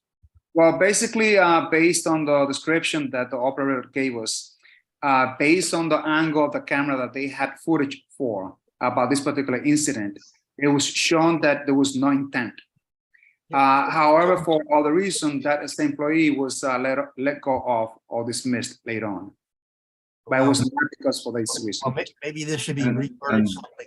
And Oh, that's yeah. time. Okay, with the Bubbles Posh Pizza, it And says. that's Steve, that's Steve, time. that's Steve. time.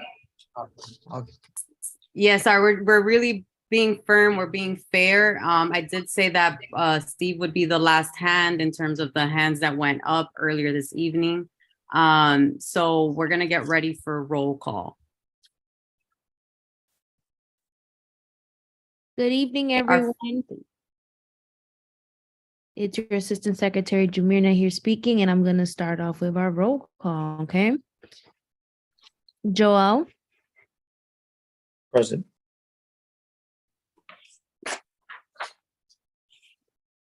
Mariali,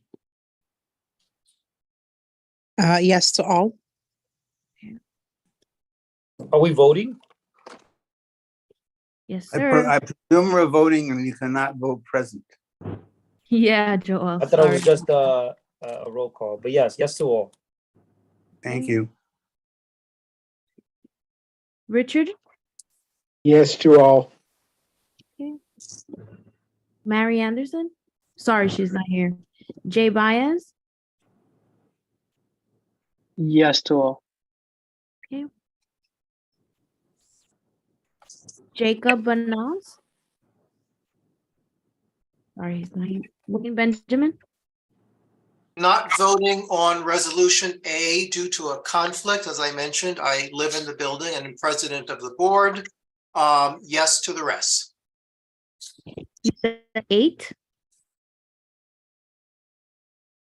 Say that again? Did you say the number 8? No, resolution A. Okay, gotcha.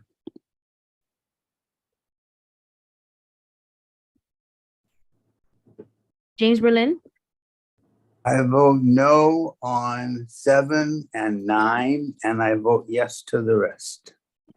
all right, 7 and 9. Daniel Bonilla, Yes to all. sweet. Hector Bonilla, Hello, Jamirna, and yes to all. got it. Tanya,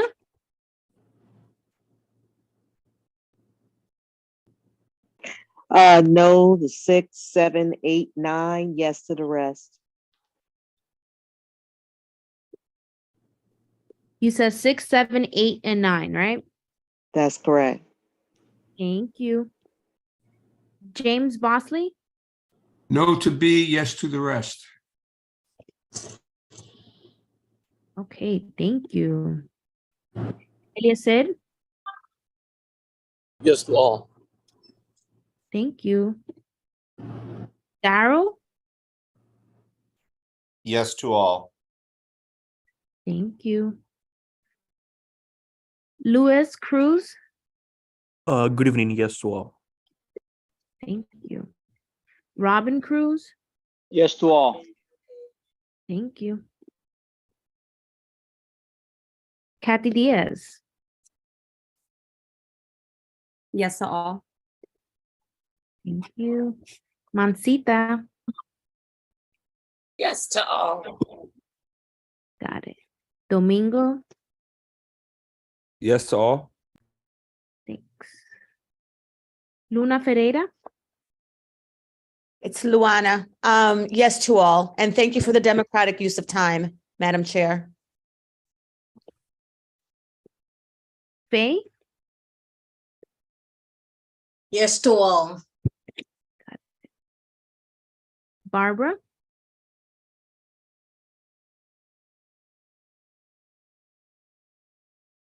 Barbara,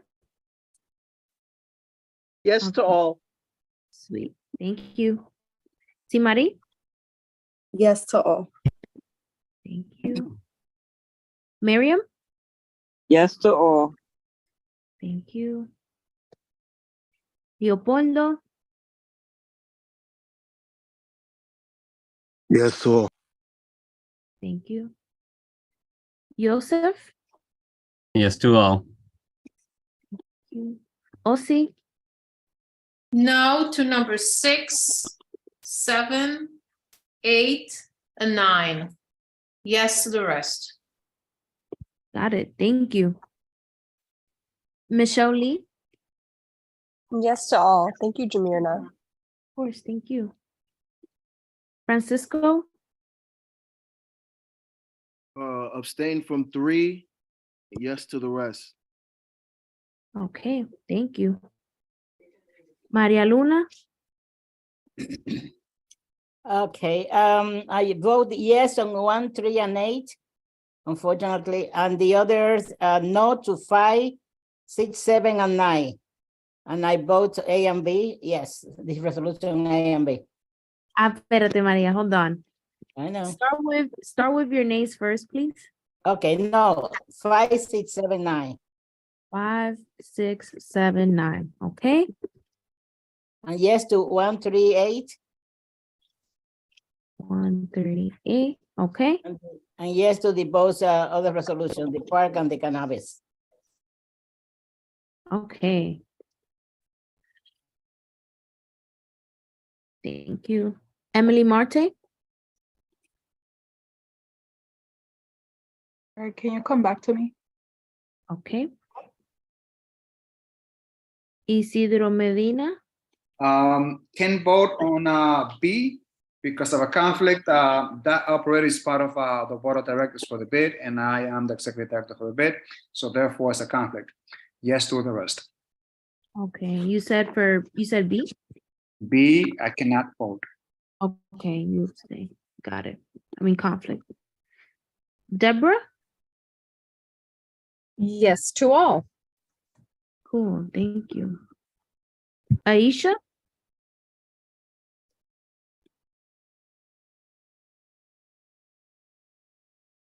Aisha? I'm back.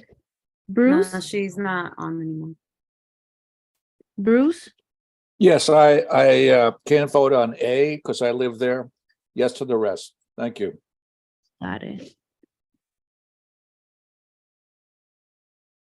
Yes to the rest. Steve? Abstain on 6, 7, 8, and 9. Yes on the others. 6, 7, 8, and 9. Carl? Yes to all. Sweet, thank you. Angel?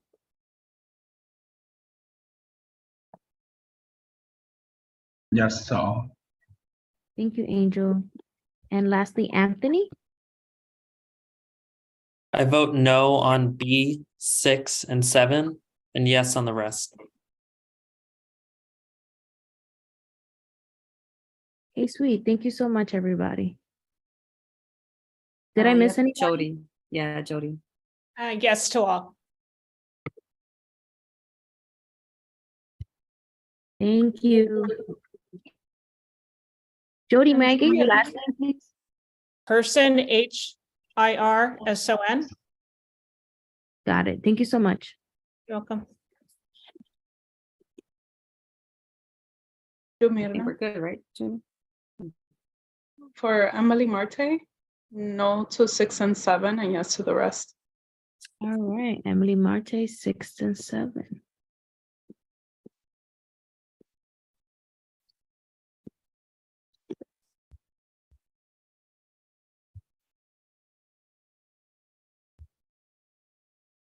Okay, thank you, Jimmy. Thanks, everyone. We're going to go on to our committee reports, starting with Elisa.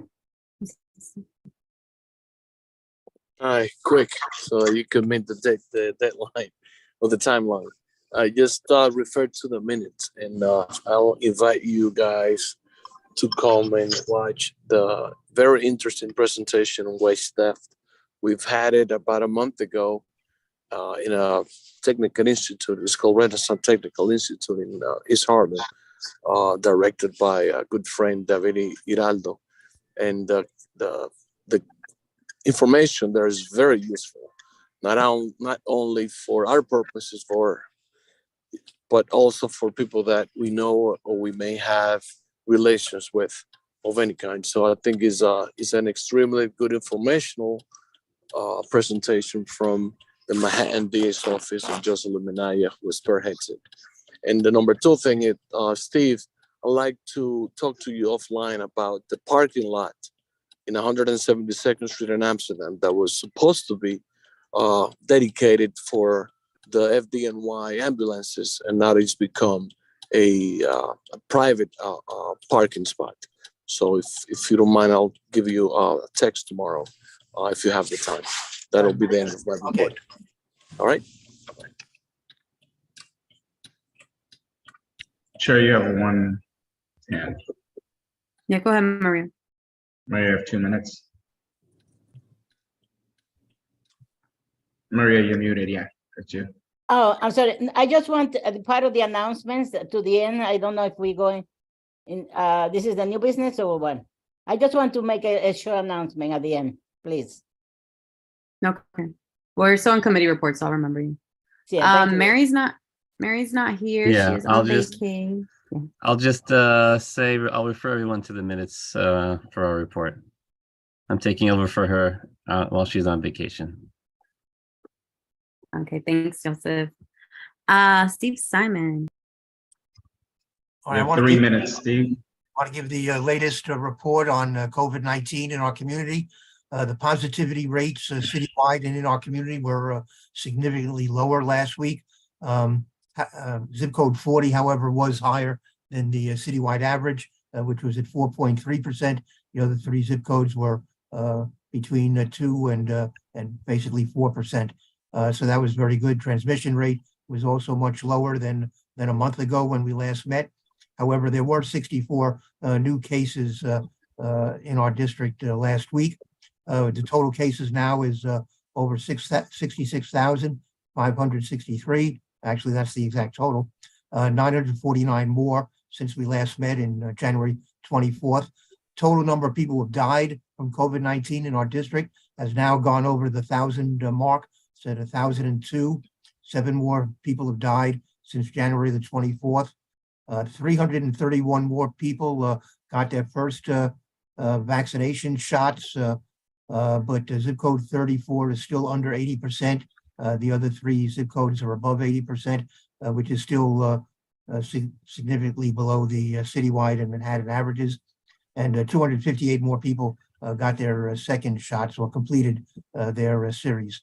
I don't have the figures at the moment for the bivalent doses, but this is a mixed report, but basically it's at least the positivity rates have come down significantly.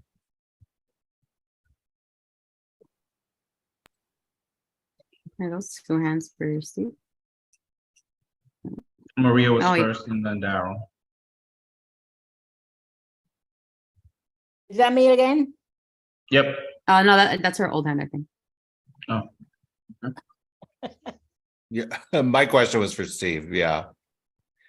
Steve, I was just wondering, you might not know the answer now, but with all those COVID testing tents you see outside in many places, do those have to be permitted to be in those locations? They seem very random, and there's a lot of them in the last few months, especially.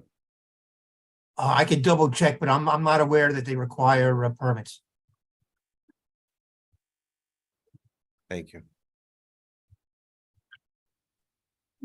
Okay. Thanks, Steve. Housing? Thank you, Catherine. Good evening, everyone. Yeah, we had a really good meeting earlier this month, although it feels like forever ago.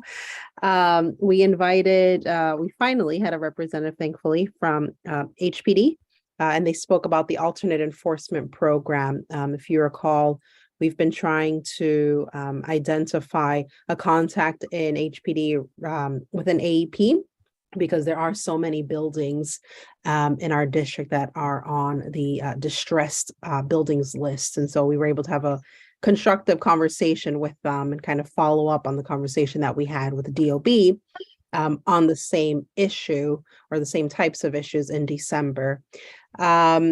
Looking ahead, we're going to have a meeting with a joint meeting with Health and Environment on Thursday at 6:30 p.m. Looking forward to having that joint meeting with the Health and Environment Committee again. And sanitation from DSNY, talking about the new trash up times, but also, as I mentioned earlier, the recommendations that community board put forward in regards to sanitation and buildings and kind of housing and so on. So there's clearly an overlap there. Shout out to Michelle for writing the minutes, and I encourage you all to take a look at that. Thanks. Tanya or Marielle?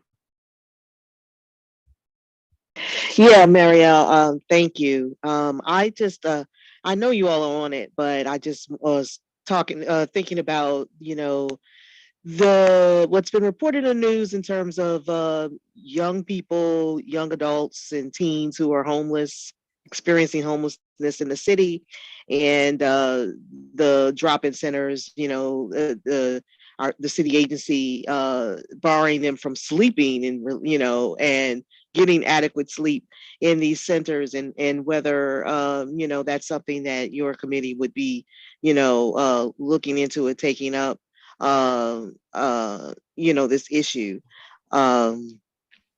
It's just, to me, it's just a shame that how it's just egregious to me how that human beings can be treated in our communities, in this city.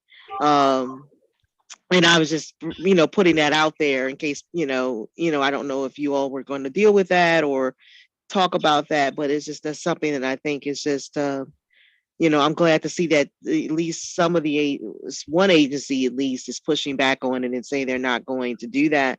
But I'm just curious. So Tanya, you cut out for me a little bit, and so I think I missed the main part. I picked up. Oh, I'm sorry. Can you hear me? Can you hear me now? Yeah, I think it was probably my connection, but go ahead and repeat it, please. Oh, no, I'm sorry. I was referring to the latest in terms of homeless young people and teens who are experiencing homelessness in the city, and how the city agency overseeing youth and young people are saying that they can't sleep in these drop-in centers and are barring them from sleeping and banning anything that would encourage sleeping, removing couches and chairs, things like that. And I was just curious in terms of whether your committee would look into that, because I know that there's been some pushback, at least from the Forney Center. They run some of the centers, including one that's in Harlem, saying they're not going to, go along with that. But it's just, to me, it's a concern, because, it's terrible to me how, human beings are treated in the city who are experiencing difficulty and who are vulnerable. And I was just curious about whether you all would, that's something you all would be interested in dealing with or planning to deal with. Thank you for repeating it, and thank you, Kathy, for putting the chat. Marielle, you're super frozen and coming in and out. Ooh. Yeah, say maybe turn your camera off, and you have one more. Yeah. And you have one more hand from Barbara, by the way.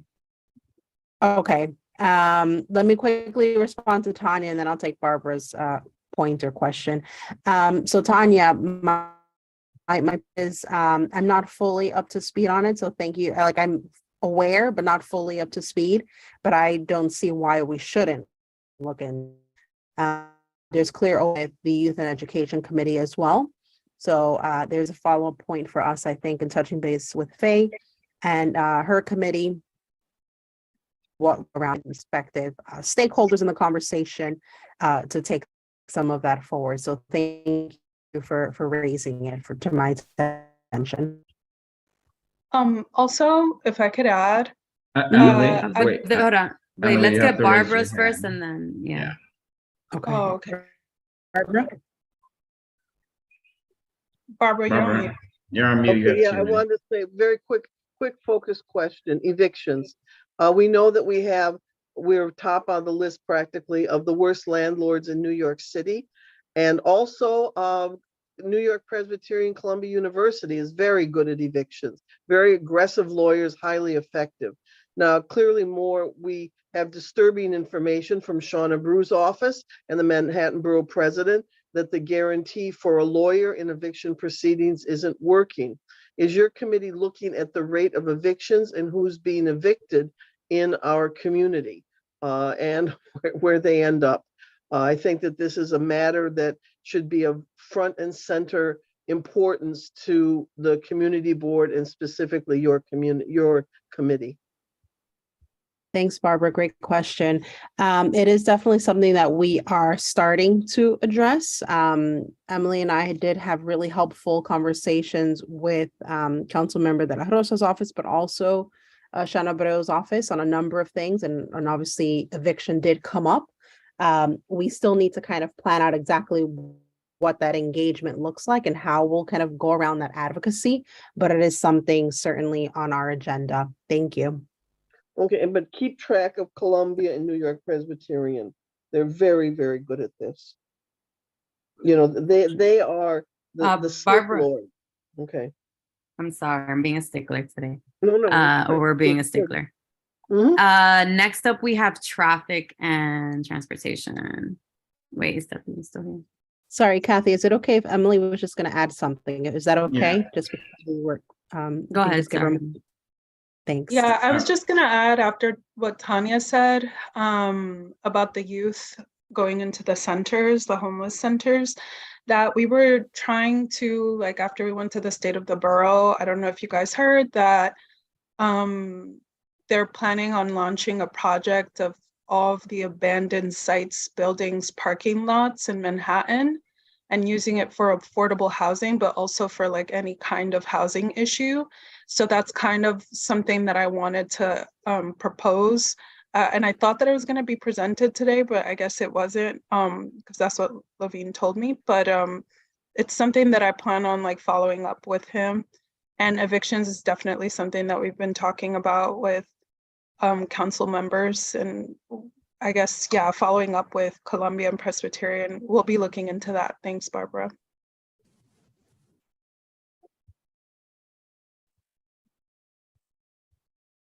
Deputy Baxter. Thank you, Kathy. Got 3 minutes. So 2 big item, the 5G discussion landed at traffic and transportation, but I will say this is something that our chair took significant leadership on, as did Council Member De La Rosa. The Mayor's Office of Technology and Innovation, this is, they were ostensibly presenting. There were a lot of people from the community who had issue, I think, for the most part, about why sites were selected. Certain sites, it seemed really kind of not that logical. But I have to say it was not, I think we all have a lot of experience hearing from agencies, etc. This is not a city agency. It's an office from a mayor. And I must say it showed. So they really weren't able to clearly present what the Office of Technology and Innovation does, what they're responsible for, where the public has input or doesn't, and sort of pitched it as if this program kind of related to equity, quote, equity communities, when in fact, near as we could tell from a presentation that really wasn't written for the audience and the questions we had, this is actually kind of like a revenue thing that sort of relates to building out the important build out of technical infrastructure as it relates to data. So obviously, data usage has exploded over the past, whatever it may be, 15 years. And so the city has to build out this capacity for carriers, but everything about sort of the way they came at us was like, oh, you're a quote equity community and you're getting this good thing, but it wasn't clear how that actually related to individuals. It seemed to relate to carriers, and they never really resolved it.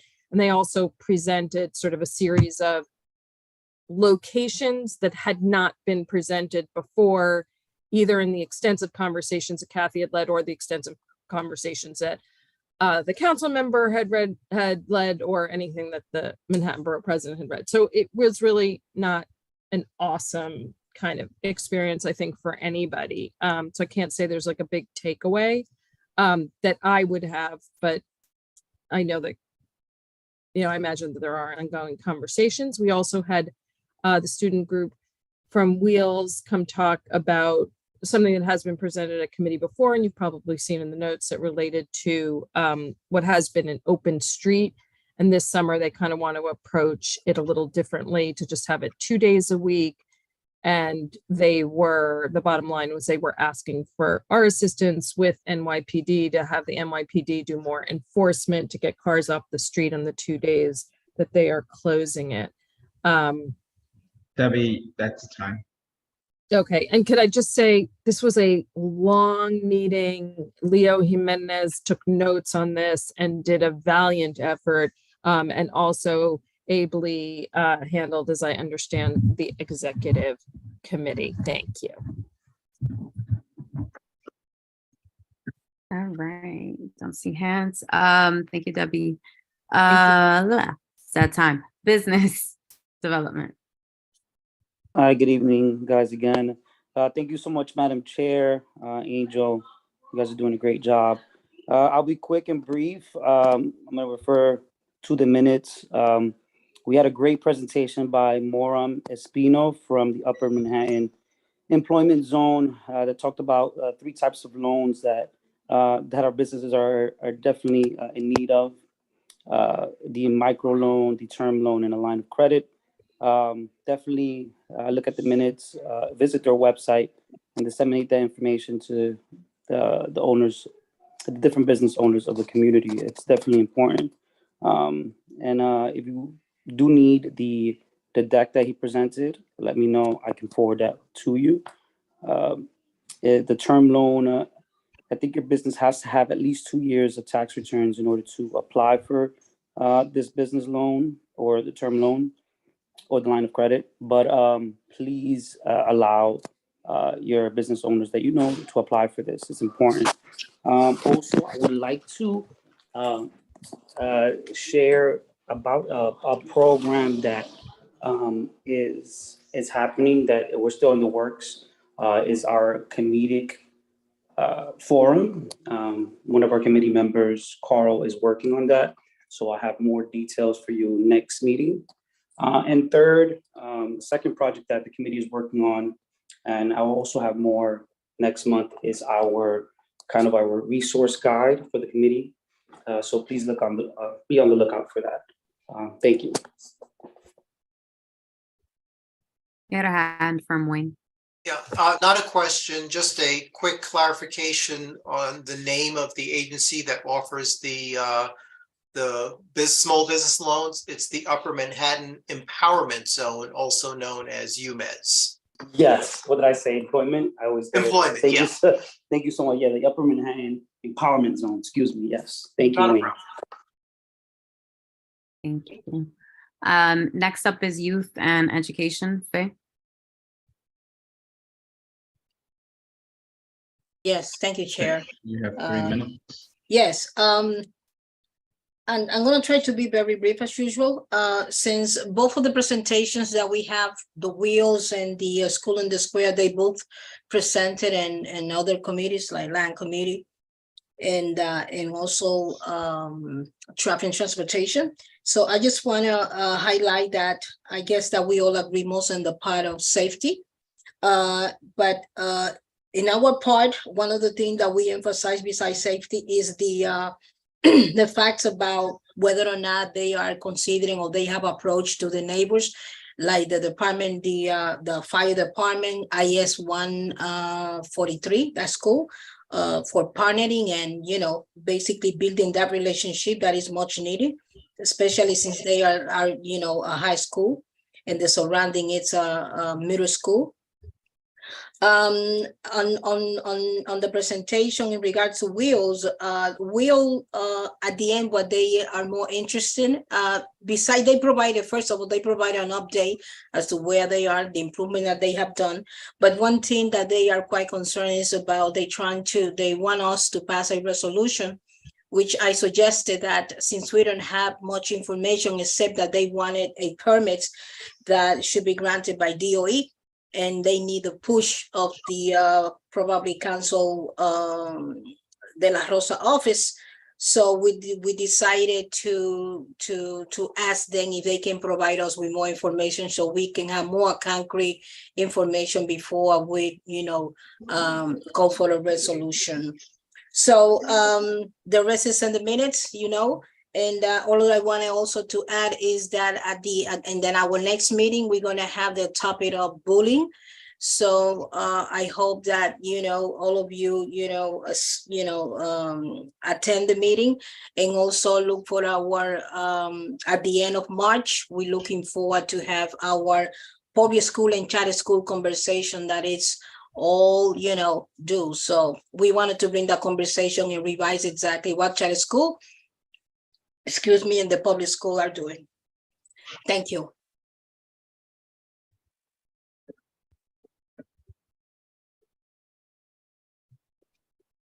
Oh, Angel, sorry, that I'll say it's your hand and then Debbie. Yep. Faye, what exactly is Wheels looking for in terms of the resolution? I don't think I caught that. What do they want a resolution on?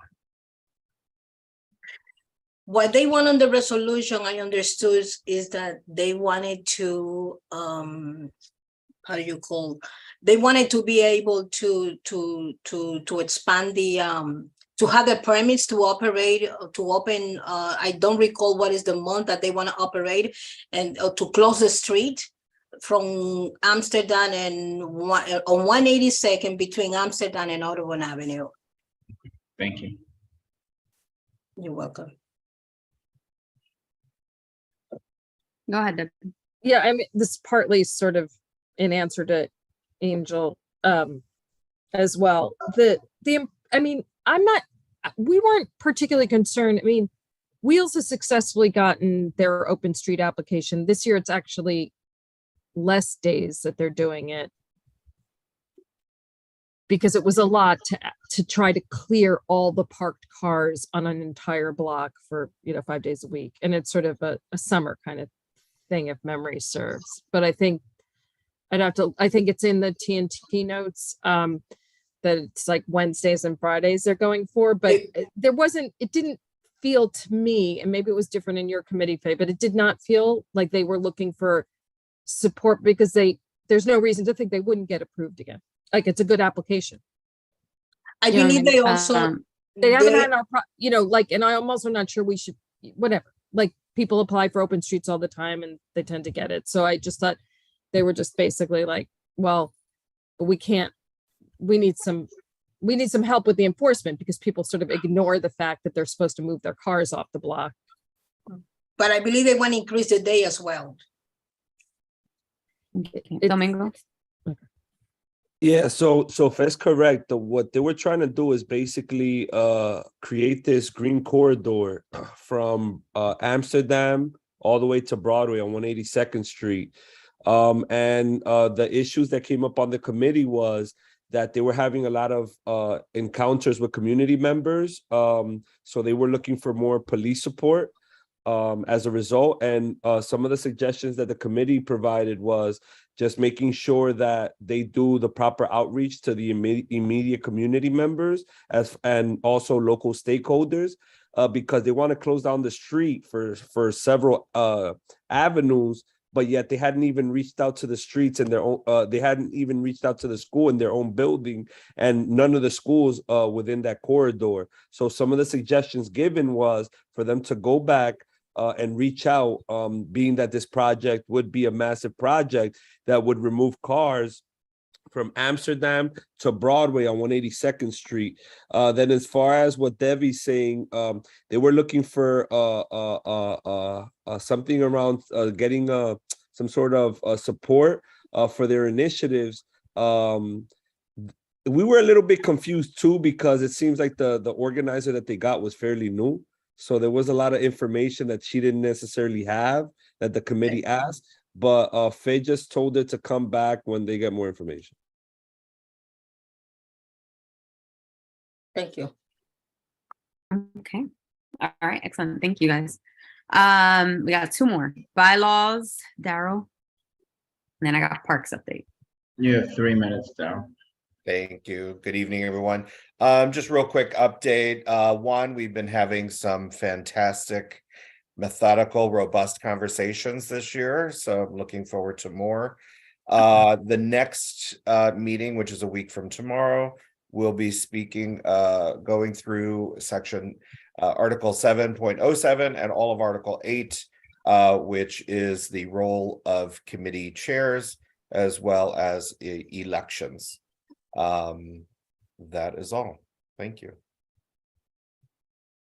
Okay, great. And then this isn't here, but folks have already talked about the Cove and the Lee Brown Playground. At the next committee meeting on Tuesday, March 14th, they'll be discussing issues at J. Hood Wright Park. So, and there's English and Spanish flyers that are going to be disseminated through the board. So if you live in the 170s or frequent J. Hood Park, definitely attend.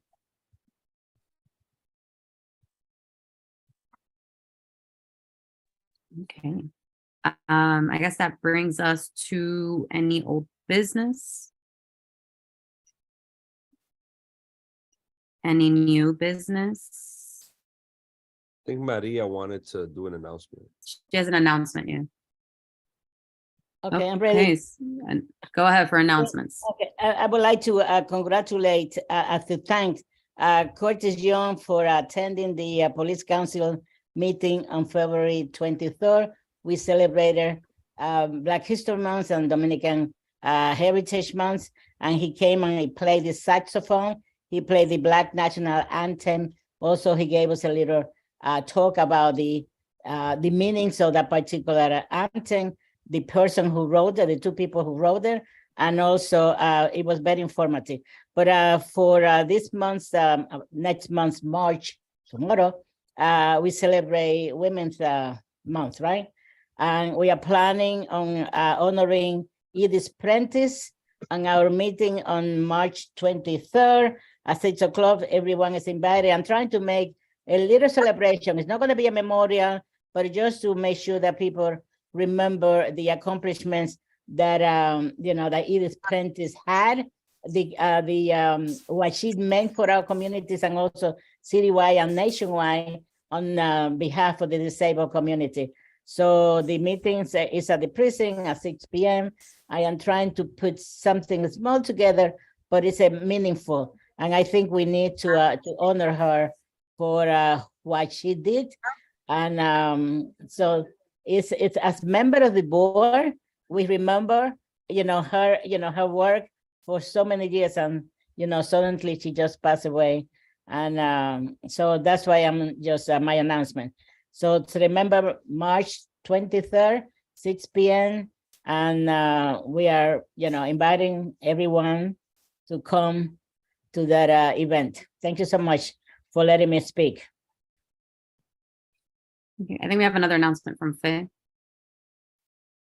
Well, this is not just an announcement, but I just wanted to thank Jocelyn and the DA office for inviting us, to the breakfast. I think that was an excellent initiative, and I want to thank them. And thank you, Chair.